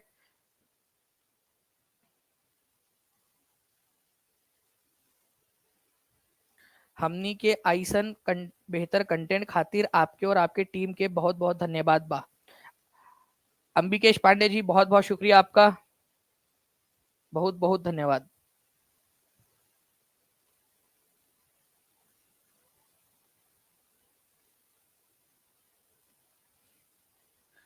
ओके, तो बताइए यहाँ पर मैं, बिहार इन भारतीय राज्यों के साथ अपनी सीमाएं साझा करता है? Jharkhand, Uttar Pradesh, Paschim Bengal, Uttar Pradesh, Paschim Bengal, Orissa, Orissa, Uttar Pradesh, Jharkhand, more than one of the above, none of the above. तो आंसर क्या होगा आप लोगों का, बताते जाइए जल्दी जल्दी से। तो देखिए, अगर हम लोग बात करेंगे यहाँ पर में, तो उड़ीसा के साथ में पहले करता था जब झारखंड अलग नहीं हुआ था, उसके बाद से अब नहीं करता। ठीक है, तो उड़ीसा के साथ में नहीं करता है।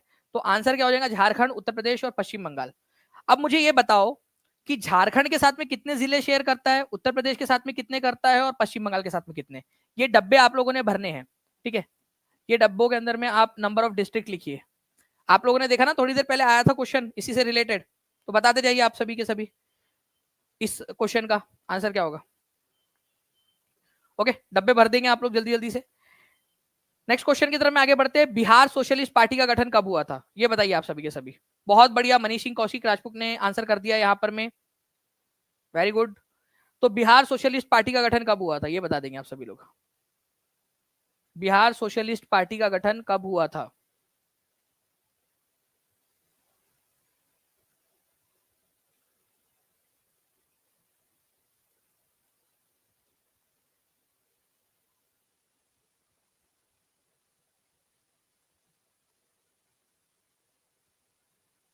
देखिए, यहां पर मैं आप लोगों को ना दो तीन चीजें समझने वाली है।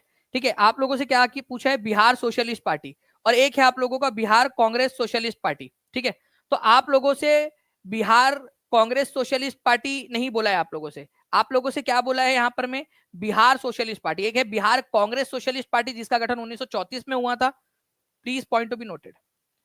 Bihar socialist party, Bihar Congress socialist party.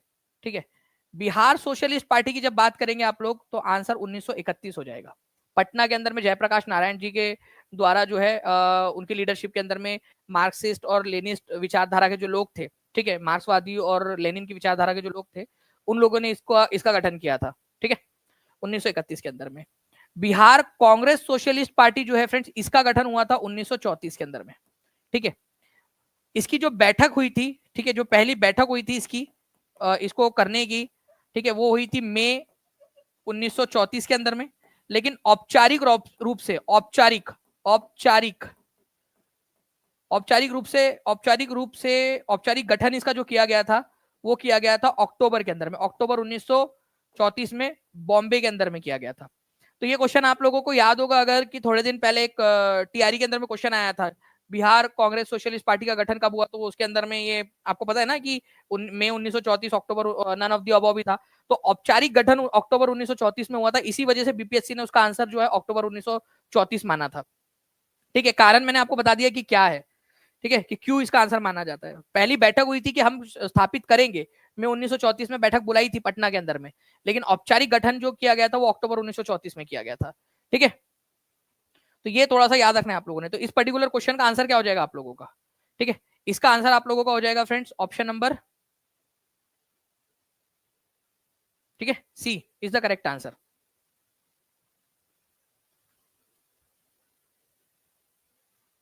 चलिए, तो ये क्वेश्चन जो है आप लोगों का हो गया। नेक्स्ट क्वेश्चन की तरफ में आगे बढ़ते हैं। भगवान बुद्ध के महानिर्वाण के बाद, महापरिनिर्वाण के बाद बौद्ध संगति कहाँ आयोजित की गई थी, ये बता दीजिए। 4000 से ज्यादा बच्चे देख रहे हैं हमारे साथ में, कॉन्ग्रेचुलेशन आप सभी लोगों को। आप सभी लोगों के लिए एक थम्स अप तो बनता है अपने अपने लिए आप लोगों का। ठीक है, एक बार आप सभी लोगों को कॉन्ग्रेचुलेशन। ठीक है, आपका टीम का बहुत बहुत शुक्रिया, थैंक यू शमशेर आलम जी, बहुत बहुत शुक्रिया आपका भी। ठीक है, फॉर रिकॉग्निशन। जिन लोगों ने चैनल को सब्सक्राइब नहीं किया है, बिहार परीक्षा चैनल को सब्सक्राइब भी जरूर कर लेंगे आप सभी के सभी।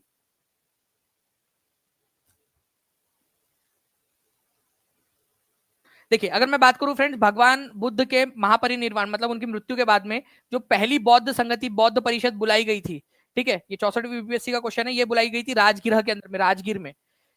आपको बता दूं, ये परिषद जो है वो बुलाई थी अजात शत्रु ने। किसने बुलाई थी, अजात शत्रु ने। ठीक है, अजात शत्रु। इस पहली बैठक के अध्यक्ष कौन थे? अध्यक्ष, तो ये कौन थे? तो महाकश्यप थे, महाकश्यप, महाकश्यप। ठीक है, तो ये भी याद रखना है आप सभी लोगों ने, इंपॉर्टेंट पॉइंट है, एग्जाम के अंदर में आप लोगों से पूछा जा सकता है, तो प्लीज इस पर्टिकुलर पॉइंट को याद रखेंगे आप सभी के सभी।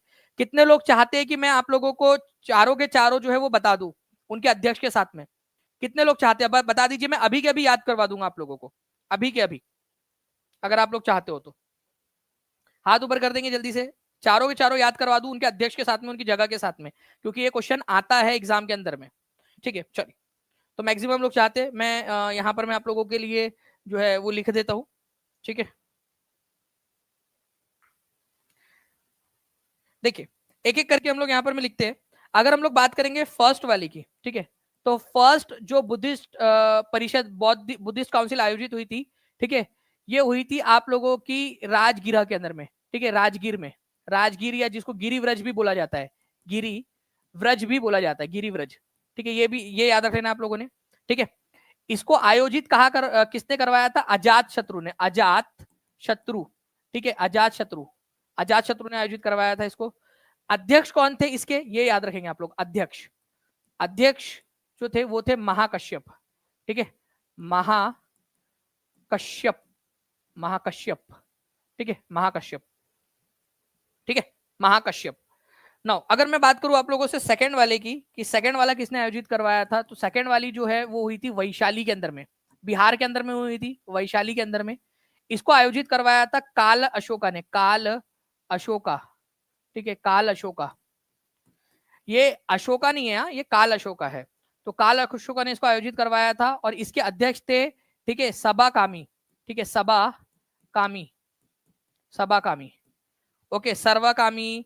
ठीक है, अलग अलग नाम से भी इनको जाना जाता है, लेकिन एक्चुअल में इनका जो मेन नाम मिलता है आप लोगों को पाली लिटरेचर्स के अंदर में, सबा कामी है। ठीक है, थर्ड वाला अगर मैं बात करूं आप लोगों से, थर्ड वाली किसने आयोजित करवाई थी? आप लोग लिखते जाइए, कंट्रीब्यूट करते जाएंगे आप लोग, देखो जितना ज्यादा आप लोग कंट्रीब्यूट करोगे आप लोगों को उतना ज्यादा याद होता जाएगा।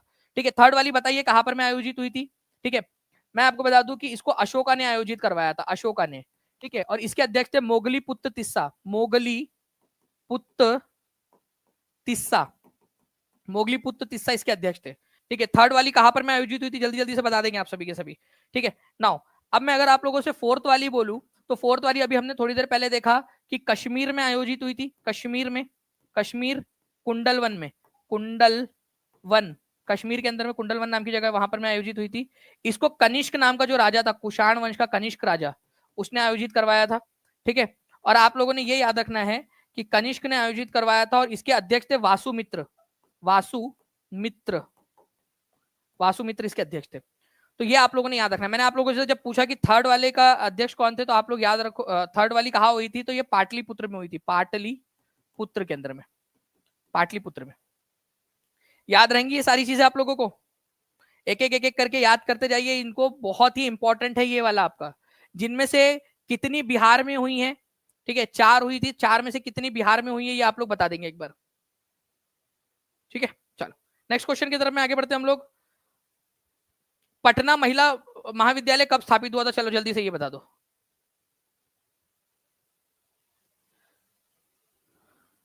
पटना महिला महाविद्यालय, ठीक है, पटना वुमेन्स कॉलेज,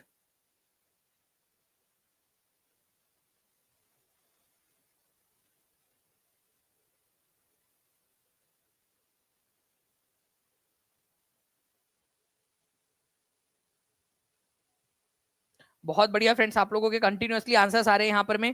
ठीक है, तो देखिए पटना महिला महाविद्यालय जो है इसकी स्थापना की गई थी, ठीक है, 1940 के अंदर में। ठीक है, 1940 के अंदर में।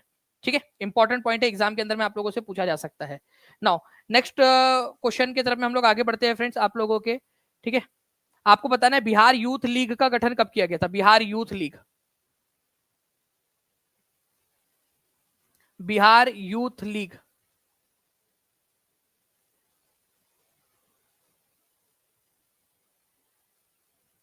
बिहार यूथ लीग, जिसको हम कई बार बिहार युवा संघ के नाम से भी जान लेते हैं। ठीक है, बिहार युवा संघ, बिहार यूथ लीग। बताइए जल्दी से इसकी स्थापना कब हुई थी? क्या बात है फ्रेंड्स, 4896 लाइक्स आप लोगों ने कर दिए हैं। ठीक है, केवल और केवल 104 लाइक्स हम लोग दूर है 5000 के, अब एक केवल 100 लाइक्स दूर है हम लोग। ठीक है, तो आप लोगों को याद रखना है कि बिहार यूथ लीग या बिहार युवा संघ की स्थापना 1928 के अंदर में हुई थी।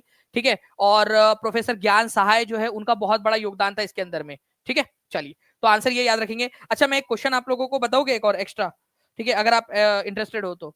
बिहार के अंदर में पहला बिहार यूथ डे कब मनाया गया था? पहला बिहार यूथ डे, बिहार युवा दिवस। ठीक है, तो युवा दिवस मनाया गया था बिहार के अंदर में। तो बिहार यूथ लीग ने, ठीक है, ये जो बिहार यूथ लीग थी ना जिसकी स्थापना हुई थी 1928 के अंदर में, ठीक है, मोतिहारी में, तो इन्होंने ही बिहार युवा दिवस मनाया था, बिहार युवा, ठीक है, दिवस मनाया था इन्होंने 14 अप्रैल को, 14 अप्रैल, 14 अप्रैल, ठीक है, 1929 को। ठीक है, तो ये भी याद रखना है आप लोगों ने। ठीक है, तो बिहार यूथ लीग के द्वारा बिहार युवा दिवस कब मनाया गया था? तो बिहार यूथ लीग के द्वारा बिहार युवा दिवस जो है ये मनाया गया था आप लोगों का, ठीक है, 14 अप्रैल 1929 को। ये भी याद रखेंगे आप लोग, इंपॉर्टेंट पॉइंट है, एग्जाम के अंदर में आप लोगों से पूछा जा सकता है। ठीक है, नाउ नेक्स्ट क्वेश्चन की तरफ में हम लोग आगे बढ़ते हैं फ्रेंड्स। उससे पहले मैं आपको बता दूं कि जो हमारी यूट्यूब टीम है वो आप लोगों को एक गिफ्ट देना चाहती है यहाँ पर में, कि आप लोगों के लिए बिहार स्पेशल जो अलग अलग सेशंस है, ठीक है, हमारे पास में, ठीक है, उनको रोज 11 बजे जो है बिहार परीक्षा चैनल के ऊपर में चलाया जाए।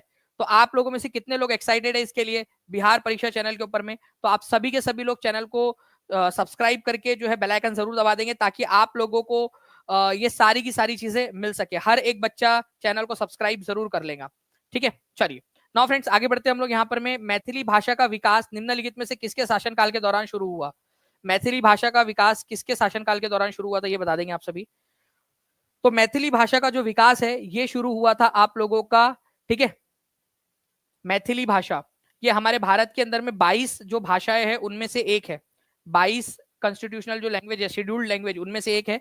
ठीक है, कर्नाट राजवंश के समय में इसका विकास हुआ था, कर्नाट राजवंश। ये क्वेश्चन आ चुका है एग्जाम के अंदर में और आगे में भी पूछे जाने की संभावना है, तो प्लीज इसको याद रखिएगा आप सभी के सभी।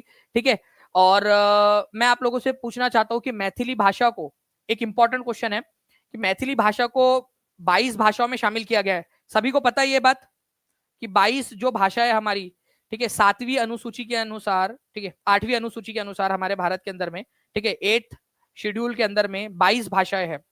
उनमें पहले 14 भाषाएं थी, फिर बढ़ा बढ़ा के और अब 22 हो चुकी है। तो इन 22 भाषाओं में से मैथिली भाषा को कौन से संविधान संशोधन के जरिए ऐड किया गया था? कौन सा संविधान संशोधन था? कॉन्स्टिट्यूशनल अमेंडमेंट एक्ट, ठीक है, कौन से साल में हुआ था जिसके जरिए इसको ऐड किया गया? ठीक है, तो आप लोगों को बता दूं फ्रेंड्स कि 92nd कॉन्स्टिट्यूशनल अमेंडमेंट एक्ट, ठीक है, 92 नंबर का जो संविधान संशोधन था 2003 के अंदर में, ठीक है, इससे इसको ऐड किया गया। और इसको लागू कब किया गया था? लागू किया गया इसको 2004 में, 2004 में। तो कौन से संविधान संशोधन के द्वारा मैथिली भाषा को संविधान की 8वीं अनुसूची में जोड़ा गया? हर कोई बच्चा लिख देगा जल्दी से कमेंट के अंदर में। 1700 से भी ज्यादा का चैट रेट आपका चल रहा है, तो जितना ज्यादा आप लोग एक्टिविटी यहाँ पर में करोगे उतना ज्यादा आपका फायदा होने वाला है। ठीक है, तो 92nd कॉन्स्टिट्यूशनल अमेंडमेंट एक्ट 2003 के जरिए, ठीक है, इसको जोड़ा गया था मैथिली भाषा को और लागू किया गया 2004 के अंदर में। ठीक है, चलिए आगे बढ़ते हैं हम लोग फ्रेंड्स यहाँ पर में। और हमारे पास में जो क्वेश्चन है उनके जरिए, कर्नाट वंश, मैंने आपको बताया था कि कर्नाट राजवंश जो था उसके समय में मैथिली भाषा का विकास हुआ था। ठीक है, आधुनिक बिहार का निर्माता किसको माना जाता है? Very very very important question. ठीक है, आधुनिक बिहार का निर्माता किसको कहा जाता है? जल्दी बताइए, आधुनिक बिहार का निर्माता किसको कहा जाता है? जिन बच्चों ने भी बिहार परीक्षा चैनल को सब्सक्राइब नहीं किया, चैनल को सब्सक्राइब जरूर कर लेंगे, सेशन को लाइक कर दीजिए ताकि आप लोगों को ऐसे ही और भी वीडियोस मिलते रहे, और बेल आइकन जरूर दबा देना है आप लोगों ने। ठीक है,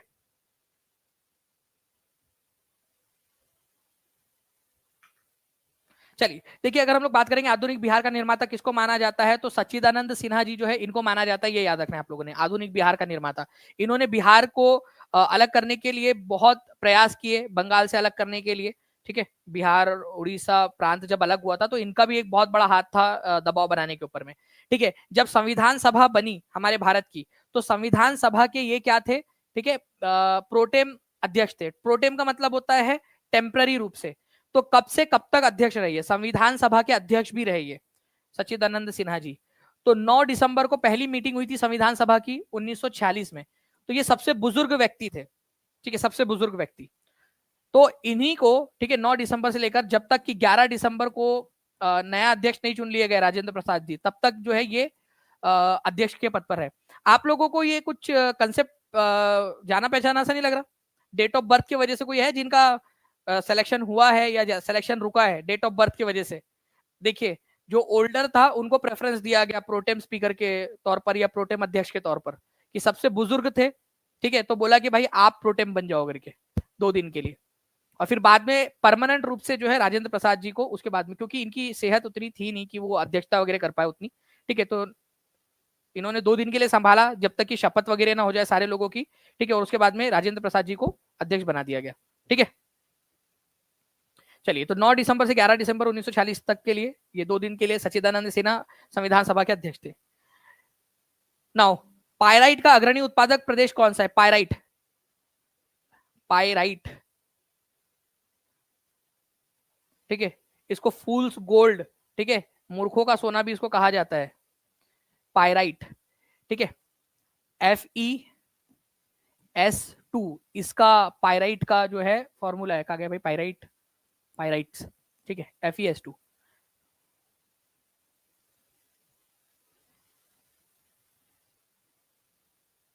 ठीक है, तो आप लोगों ने याद रखना है फ्रेंड्स कि बिहार जो है ये है।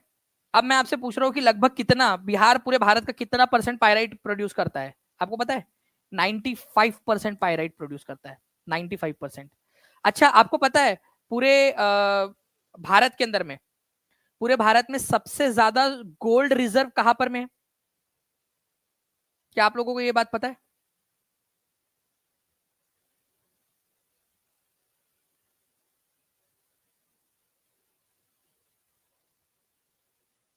जल्दी से बता देंगे आप लोग, ठीक है, भारत के अंदर में सबसे ज्यादा गोल्ड रिजर्व कहां पर में है? चलिए, तो ये आप लोग याद रखेंगे, बिहार के अंदर में 95% पायराइट जो है FeS2 इसका फॉर्मूला है, तो ये भी याद रख लीजिएगा आप सभी के सभी।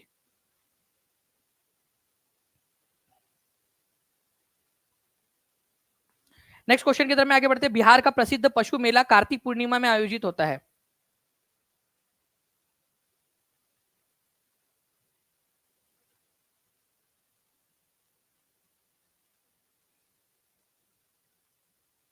मैं जो लोग कर्नाटक आंसर कर रहे हैं, मैं आप लोगों को बता दूं कि मैं आपसे बात ही ये कर ही नहीं रहा कि कौन सबसे ज्यादा प्रोड्यूस करता है, मैं बात कर रहा हूँ कि सबसे ज्यादा रिजर्व कहां पर में, सबसे ज्यादा सोना कहां पर में मौजूद है पूरे भारत का। आप लोगों को जानकर बहुत ज्यादा खुशी होगी कि पूरे भारत का 44% जो सोना है वो बिहार के पास में है, प्रोड्यूस नहीं कर रहा बिहार, ठीक है, बिहार उसका उत्पाद या उसको निकाल नहीं रहा है, क्योंकि उसको निकालने की जो प्रक्रिया है वो बहुत ज्यादा कॉस्टली है, अभी फिलहाल में वो टेक्नोलॉजी डेवलप करनी है, आप लोग डेवलप करिए उसके अंदर में, आप लोग टीचर बनेंगे, आप लोग अधिकारी बनेंगे, ऐसे जो है व्यवस्था बनाइए कि वो निकाला जा सके, बिहार बहुत ज्यादा समृद्ध हो जाएगा। 44% जो है रिजर्व, गोल्ड रिजर्व, मैं रिजर्व की बात कर रहा हूँ, उसमें भी जमुई में, जमुई जिले में सबसे ज्यादा है, ठीक है, जमुई के अंदर में, ठीक है, जमुई में, और पूरे बिहार के अंदर में 44% जो है वो पूरे भारत का है। बिहार का प्रसिद्ध पशु मेला कार्तिक पूर्णिमा में आयोजित होता है, तो पशु मेला पूरे एशिया का सबसे बड़ा पशु मेला है वो कहां पर में आयोजित होता है? तो सोनपुर के अंदर में होता है। इसको एक और नाम से जाना जाता है, इसको हरिहर क्षेत्र मेला के नाम से भी जानते हैं, ठीक है, तो जो पशु मेला है, ठीक है, जो कार्तिक पूर्णिमा को आयोजित होता है, सोनपुर मेला, पशु मेला, इसको किस नाम से जाना जाता है? हरिहर क्षेत्र मेला, हरिहर क्षेत्र मेला भी बोलते हैं, क्योंकि हरिहर मंदिर है वहां पर में, ठीक है, हरिहर मंदिर है, तो हरिहर क्षेत्र मेला के नाम से भी जाना जाता है। तो ये भी क्वेश्चन बन सकता है कि सोनपुर में आयोजित होने वाला सबसे बड़ा पशु मेला, उसको किस नाम से जाना जाता है? हरिहर क्षेत्र मेला के नाम से जाना जाता है, ठीक है, तो इस पर्टिकुलर पॉइंट को याद रखिएगा, इंपॉर्टेंट है, एग्जाम के अंदर में पूछ सकते हैं आप सभी लोगों से, ठीक है, तो इंपॉर्टेंट पॉइंट आपका। नाउ, तो D is the correct answer. Kartik कौन सी पूर्णिमा को होता है? देखो, पूर्णिमा भी अलग अलग प्रकार की होती है आप लोगों की, तो कौन सी पूर्णिमा को होता है जल्दी से आप लोग लिख देंगे, ठीक है, कौन सी पूर्णिमा को होता है? तो कार्तिक पूर्णिमा को होता है, एशिया का सबसे बड़ा पशु मेला है, सोनपुर में आयोजित होता है, ठीक है। चलिए, कौन सी नदी के संगम पर होता है? गंगा और कौन सी नदी के संगम पर होता है? तो गंगा और गंडक नदी जहां पर में मिलती है वहां पर में इसका संगम होता है। बिहार युवक संघ, ठीक है, बिहार यूथ लीग, बिहार युवक संघ या बिहार यूथ लीग, इसकी स्थापना किसने की थी? 1928 के अंदर में, ठीक है। आप लोगों को बताया था मैंने कि बिहार युवक संघ या बिहार यूथ लीग ज्ञान सहाय, ठीक है, इनको शाह या फिर सहाय भी लिखा जाता है कई जगह पे, सहाय, ठीक है, तो प्रोफेसर ज्ञान सहाय जो है इन्होंने बिहार युवक संघ की स्थापना की थी 1928 के अंदर में। तो ये याद रखेंगे आप सभी के सभी। 1928 के अंदर में मोतिहारी में प्रोफेसर ज्ञान सहाय जो थे इन्होंने जो है बिहारी छात्र सम्मेलन के दौरान, ठीक है, बिहार युवक संघ या बिहार यूथ लीग की स्थापना की थी। बिहार यूथ लीग ने 1928 में अपनी स्थापना के अगले साल, ठीक है, कौन सी तारीख को बिहार युवा दिवस मनाया था? चलो बताओ। अपनी स्थापना के अगले साल उन्होंने बिहार युवा दिवस मनाया था। भाई क्वेश्चन बन सकता है आप लोगों का, ये बहुत इंपॉर्टेंट क्वेश्चन है। तो बिहार युवा दिवस 14 अप्रैल 1929 को मनाया गया था बिहार यूथ लीग या बिहार युवक संघ के द्वारा, ठीक है। अच्छा, बिहार छात्र परिषद किसने आयोजित किया था? ये क्वेश्चन आप लोग कब और किसने किया था जल्दी से एक बार कमेंट में लिख दीजिए। देखिए, एक चीज होती है कि कोई बच्चा एफर्ट करके आगे बढ़ जाता है और कोई आलस कर जाता है छोटी छोटी चीजों में। तो अब आप लोगों के ऊपर में कि आपको आलस करना है या फिर आप लोगों ने एक्टिविटी करनी है, जो मैं एक्टिविटी आपसे बोल रहा हूँ। तो बिहार स्टूडेंट काउंसिल या बिहार छात्र परिषद कब और किसने आयोजित की थी जल्दी से कमेंट के अंदर में लिख देंगे, इस स्लाइड में दिया हुआ है, ठीक है। सेशन को जो है फ्रेंड्स लाइक जरूर करते रहेंगे आप सभी के सभी जितने भी लोग देख रहे हैं, और जहां भी शेयर कर सकते हो शेयर जरूर कर दीजिए आप लोग। अगर आपको लग रहा है कि यार पूरी एनर्जी आप लोगों के लिए दे रहे हैं, ठीक है, तो आप लोग जल्दी जल्दी से शेयर जरूर करते रहेंगे सेशन को, ठीक है। नाउ पटना युवक संघ की स्थापना कौन से साल में हुई थी? अब बात आ जाती है पटना युवक संघ की। एक मैंने आपको बताया कि बिहार युवक संघ की स्थापना, बिहार युवक संघ की स्थापना कब हुई थी? तो आप लोगों ने आंसर दिया 1928। लेकिन अगर मैं आप लोगों से पटना युवक संघ की बात करूं कि पटना युवक संघ की स्थापना कब हुई थी, तो प्लीज इसको याद रख लिएगा आप लोग, 1927 के अंदर में जो है इसकी स्थापना हुई थी, ठीक है। तो ये भी एक इंपॉर्टेंट क्वेश्चन आप लोगों का बन जाता है। तो प्लीज इस पर्टिकुलर पॉइंट को भी याद रख लेंगे आप लोग। पटना युवक संघ की स्थापना 1928 में। तो बिहार युवक संघ 1928, पटना युवक संघ 1927, ठीक है। दोनों पॉइंट याद रख लीजिए आप लोग। ओके, नेक्स्ट क्वेश्चन की तरफ में आगे बढ़ते हैं हम लोग। एक और बना था पाटलिपुत्र युवक संघ, भी बना था बाद में 1929 के अंदर में। तो तीन आपने कर लिए, पटना यूथ यूनियन या पटना युवक संघ 1927 में, पाटलिपुत्र युवक संघ, ठीक है, 1929 में, और बिहार युवक संघ 1928 में। ओके,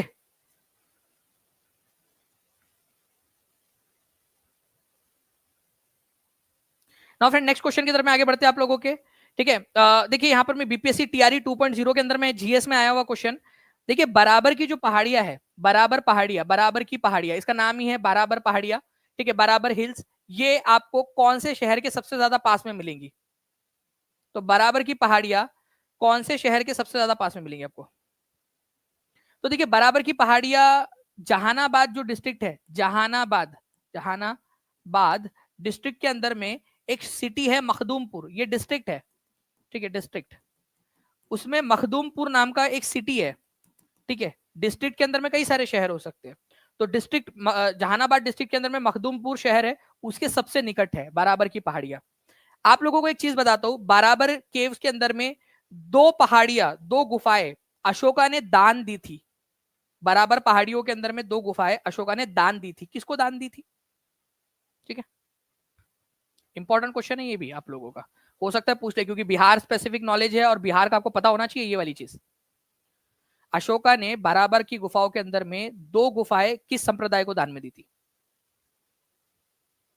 बहुत बढ़िया, आप लोग जो है फ्रेंड्स यहाँ पर में आंसर कर रहे हो यहाँ पर में, ठीक है। तो सुदामा गुफा और लोमस ऋषि गुफा, सुदामा गुफा और लोमस ऋषि गुफा, ऐसी दो गुफाएं थी जो बराबर जो पहाड़ियां उनके अंदर में है। आजीवक संप्रदाय जो है उनको दान में दी थी, ठीक है। आजीवक संप्रदाय को क्यों दान में दी थी? क्योंकि उनके जो पिता थे, अशोका के पिता, वो आजीवक संप्रदाय को मानने वाले थे। मैं बता देता हूं आपको, मौर्य वंश जो है उसकी थोड़ी सी वंशावली देख लीजिए आप लोग। चंद्रगुप्त मौर्य, चंद्रगुप्त मौर्य, ठीक है, इसके संस्थापक थे मौर्य वंश के। ये इन्होंने जैन धर्म अपना लिया था, जैन धर्म, ठीक है, ये याद रखना है आप लोगों ने। तो चंद्रगुप्त मौर्य कौन से धर्म को मानने वाले थे? जैन धर्म को। उनका जो बेटा था बिंदुसार, बिंदुसार, इन्होंने आजीविका पंथ, आजीविका पंथ को मान लिया था। आजीविका पंथ अब भारत से विलुप्त हो चुका है, ठीक है, ये याद रखना है आप लोगों ने। मक्खाली गोशाला करके एक व्यक्ति थे, ठीक है, मक्खाली गोशाला, ठीक है, करके एक व्यक्ति थे, इन्होंने इसको स्टार्ट किया था, मक्खाली गोशाला ने, आजीविका पंथ को, ठीक है। और इनका जो बेटा था, बिंदुसार का जो बेटा था अशोका, ठीक है, अशोका ये बिलोंग करते थे बुद्धिज्म से, बुद्धिज्म से। तो देखिए 3 जनरेशन, 3 अलग अलग पंथ, 3 अलग अलग धर्म। तो अपने पिता के संप्रदाय, ठीक है, मतलब आजीविका पंथ को इन्होंने बाराबर की गुफाओं के अंदर में 2 ऋषि, ठीक है, यहाँ पर में लोमस ऋषि और सुदामा गुफा, 2 गुफाएं जो है उन्होंने दान में दी थी। लोमस ऋषि और सुदामा गुफा आजीविक पंथ को इसको दान में दी थी। इसको याद रखिएगा आप लोग। चलिए आगे बढ़ते हैं हम लोग फ्रेंड्स। यहाँ पर में बराबर की गुफाएं, ठीक है। किस आंदोलन के दौरान बिहार विद्यापीठ की स्थापना की गई? बिहार विद्यापीठ जो है फ्रेंड्स आप लोगों को याद रखना है पटना के अंदर में लोकेटेड है, ठीक है, सदाकत आश्रम के अंदर में। तो आप लोग बताइए जल्दी से कि कहां पर में कौन से आंदोलन के दौरान इसको स्थापित किया गया था? तो नॉन कोऑपरेशन मूवमेंट के दौरान, ठीक है, इसको स्थापित किया गया था, ठीक है। इंपॉर्टेंट क्वेश्चन है आप लोगों का, याद रखिएगा आप लोग। नॉन कोऑपरेशन मूवमेंट के समय में, ठीक है, असहयोग आंदोलन के दौरान 1922 के अंदर में इसकी स्थापना हुई थी, ठीक है। इंपॉर्टेंट पॉइंट एग्जाम के अंदर में पूछा जा सकता है आप लोगों का, ठीक है। तो इसका उद्घाटन किसने किया था? गांधी जी ने किया था 1921 के अंदर में। 6 फरवरी 1921 को गांधी जी ने इसका उद्घाटन किया और 1922 में बनकर ये तैयार हुआ था, ठीक है। ओके चलो, तो बिहार विद्यापीठ आप देख सकते हो सदाकत आश्रम पटना के अंदर में मौजूद है ये ना। बराबर की गुफाओं का उपयोग किसके आश्रम गृह के रूप में किया गया था? बीपीएससी। देखो आपको जो पढ़ाया है, ठीक है, जो जो भी एक्स्ट्रा पॉइंट बता रहा हूं ना, वो कहीं ना कहीं एग्जाम में आया हुआ है आप लोगों के, आप खुद देख सकते हो यहाँ पर में, ठीक है। बराबर की गुफाएं, ठीक है, का उपयोग किसके आश्रम गृह के रूप में किया गया था? आजीविका के द्वारा, थारुओं के द्वारा, जैनियों के द्वारा, तांत्रिकों के द्वारा, किसके द्वारा? अभी थोड़ी देर पहले आप लोगों को बताया मैंने इसके बारे में। अगर पसंद आ रहा है सेशन तो सेशन को लाइक जरूर कर देंगे और बिहार परीक्षा चैनल को सब्सक्राइब कर लेना है हर किसी ने, ठीक है, ताकि कोई भी अपडेट आप लोगों से छूटे ना, ठीक है। ओके, तो बराबर की गुफाओं का उपयोग किसके आश्रम गृह के रूप में किया जाता था? तो आजीविका, ठीक है। ये गुफाएं किसने दान दी थी आजीविका लोगों को? आजीविका पंथ के लोगों को किसने दान में दी थी? अशोका ने दान दी थी, ठीक है। बराबर की गुफाओं, ठीक है, सुदामा गुफा और लोमस ऋषि की गुफा, 2 गुफाएं है, सुदामा और लोमस ऋषि। ये 2 गुफाएं अशोका ने दान में दी थी आजीविका पंथ के लोगों को, ठीक है, अपने पिता के सम्मान में या अपने पिता की याद में, ठीक है। तो A is the correct answer. Next question की तरफ में आगे बढ़ते हैं हम लोग। बिहार पर राष्ट्रपति शासन कितनी बार लगाया गया है? अब तक कितनी बार बिहार पे राष्ट्रपति शासन लग चुका है? तो बिहार पर राष्ट्रपति शासन कितने बार लग चुका है? अगर ये क्वेश्चन आ जाए आप लोगों से, ठीक है, तो 5 बार, 6 बार, 7 बार या 8 बार? अच्छा, पहली बार कब लगा था ये भी बता देना आप लोग, क्योंकि ये भी क्वेश्चन बन सकता है। और लास्ट बार कब लगा था, ठीक है। तो पहली बार 1968 में लगा था, ठीक है, और लास्ट बार 2005 में लगा था, ठीक है, 2005 में। तो टोटल 8 बार लग चुका है, ये भी याद रखेंगे आप सभी के सभी। टोटल 8 बार राष्ट्रपति शासन। राष्ट्रपति शासन लगाना है अगर, तो इसका आर्टिकल क्या है, कोई बता सकता है मुझे आर्टिकल? भारत के अंदर में पहला राज्य कौन सा था जिसमें राष्ट्रपति शासन लगाया गया था? देखिए बनने को कुछ भी बन सकता है, बहुत सारे क्वेश्चंस बनाए जा सकते हैं। अगर आप अच्छे से पढ़ने के लिए तैयार हो, ठीक है, आप लोगों का रिस्पॉन्स रहेगा, आप लोग ज्यादा से ज्यादा शेयर करोगे, तो मैं आपको प्रॉमिस करता हूँ कि आप लोगों के लिए और ज्यादा क्वेश्चंस और ज्यादा चीजें जो है पढ़ाता जाऊंगा। हर एक बच्चा, जितने बच्चे देख रहे हैं, एक बार दबा के शेयर मार दीजिए हर जगह पे, जहां भी आप लोग शेयर कर सकते हो, जल्दी से जल्दी, ठीक है। तो आर्टिकल नंबर जो है फ्रेंड्स आपको याद रखना है 356 के तहत जो है ये लगाया जाता है, ठीक है। और पंजाब पहला राज्य था भारत के अंदर में जहां पर में राष्ट्रपति शासन लगा था, ठीक है, पंजाब। तो आप लोगों से अगर मान लीजिए कभी भी डायरेक्टली पूछा जाए भारत का पहला राज्य जहां पर में राष्ट्रपति शासन लगा था, तो आपका आंसर क्या हो जाएगा? पंजाब हो जाएगा, ठीक है। तो 1951 के अंदर में राष्ट्रपति शासन लगा था पंजाब के अंदर में, ठीक है, ये याद रखेंगे आप सभी के सभी लोग, इंपॉर्टेंट है। अच्छा, आप लोग मुझे एक चीज बताइए, एक क्वेश्चन और मुझे याद आया। आप लोग पढ़ने के लिए तैयार हो? हाथ ऊपर कर देंगे सभी लोग अगर इंटरेस्टिंग लग रहा है। एक बहुत इंटरेस्टिंग फैक्ट बताता हूं मैं आप लोगों को, ठीक है। अगर तैयार हो तो हाथ ऊपर कर देंगे हर कोई बच्चा। बहुत इंटरेस्टिंग सा फैक्ट बताता हूं, अगर ये क्वेश्चन आ जाए तो आप ही लोग कर पाओगे उसको, ठीक है। मुझे आप लोग बताइए भारत के ऐसे कौन से राज्य है जहां पर में अब तक राष्ट्रपति शासन नहीं लगा है?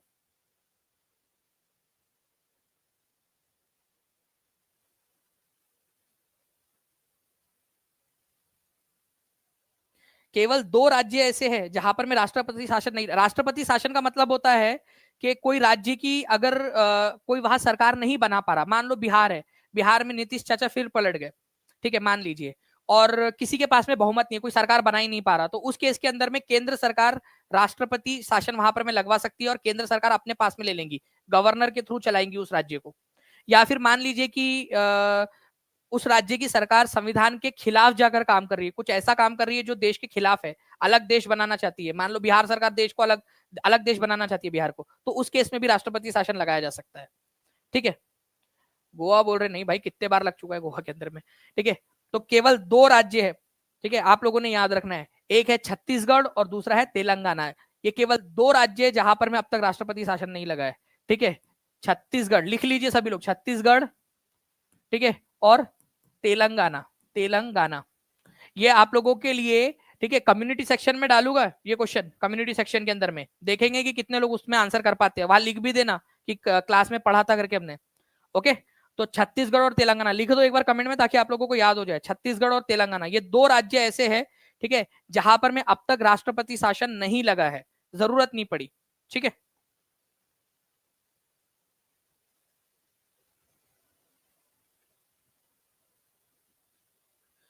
नाउ तो आप लोगों के लिए जो है फ्रेंड्स, मैं आपको बता दूं कि टीचिंग परीक्षा की जो डेडिकेटेड टीम है, जो हमारे वाईटी टीम है, और ये सारे लोग चाहते हैं कि बिहार स्पेशल आप लोगों के लिए बहुत सारे जो सेशंस है वो लगाए जाए। आप लोग बताइएगा कि आप लोग क्या टाइम सजेस्ट करते हो। ठीक है, मुझे लगता है कि रात का समय भी एक बेहतर समय हो सकता है जहां पर मैं आप लोगों के लिए लगाई जा सकती है। ठीक है, और अलग अलग जगहों के ऊपर में भी, ठीक है, अलग अलग समय के ऊपर में भी। तो आप लोग भी अपने अपने सजेशन दे दीजिए। चैनल बिहार परीक्षा चैनल को हर कोई बच्चा सब्सक्राइब कर लेगा ताकि आप लोगों तक, ठीक है, सारी की सारी इंफॉर्मेशन, सारे वीडियोस आप लोगों तक पहुंच सके। एक बार चेक कर लीजिए कि क्या आपने चैनल को सब्सक्राइब किया है या नहीं। सेशन को लाइक जरूर कर देना आप लोगों ने, और जहां भी शेयर कर सकते हो शेयर कर देंगे। जितना ज्यादा आपका रिस्पॉन्स रहेगा उतना ज्यादा जो है हम आपके लिए और ज्यादा सेशंस करते रहेंगे। ठीक है, तो आप लोग बताइएगा कमेंट के अंदर में। अब मैं आप लोगों से कुछ सवाल पूछ रहा हूँ, जल्दी जल्दी से उन सवालों के जवाब जो है आप लोगों को कमेंट के अंदर में देना है। ठीक है, आप लोग मुझे बताइए कि बिहार में लास्ट, ठीक है, राष्ट्रपति शासन कब लगा था? लास्ट टाइम राष्ट्रपति शासन कब लगा था? राष्ट्रपति शासन कब लगा था? ये आप लोग बताएंगे कमेंट के अंदर में, मुझे जल्दी से बताइएगा। ठीक है, और इसके अलावा जो है आप बताइए कि, ठीक है, विक्रमशिला यूनिवर्सिटी कौन से डिस्ट्रिक्ट में है? विक्रमशिला जो यूनिवर्सिटी थी ये कौन से वाले डिस्ट्रिक्ट के अंदर में मिलेंगे आपको? कौन से डिस्ट्रिक्ट के अंदर में है? ठीक है, ये भी बता दीजिए आप सभी के सभी। नालंदा यूनिवर्सिटी का निर्माण किसने करवाया था? नालंदा, ठीक है, की स्थापना किसने करवाई थी? किसने करवाई थी नालंदा यूनिवर्सिटी की स्थापना? कमेंट करके बताएंगे आप सभी के सभी लोग कमेंट के अंदर में।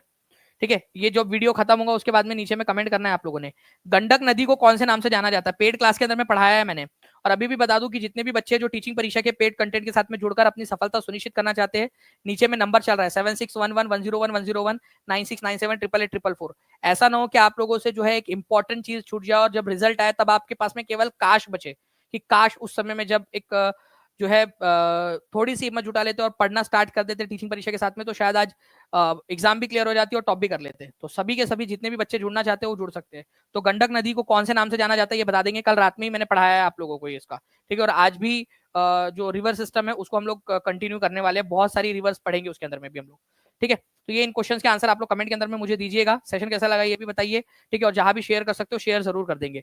चैनल को सब्सक्राइब करके बेल आइकन दबा दीजिएगा ताकि ऐसे ही वीडियोस आप लोगों को मिलते भी रहे। बहुत बहुत शुक्रिया आप सभी लोगों का। और मैं यहाँ पर मैं हमारी वाईटी टीम का भी बहुत बहुत शुक्रिया करना चाहूंगा जिन्होंने इतना एफर्ट लिया, ठीक है, आप लोगों के लिए, और इस सेशन को सक्सेसफुल बनाने में मदद की। और सबसे आखिरी में, ठीक है, और सबसे इंपॉर्टेंट, आप सभी लोगों का बहुत बहुत शुक्रिया। बहुत बहुत thank you friends, thank you.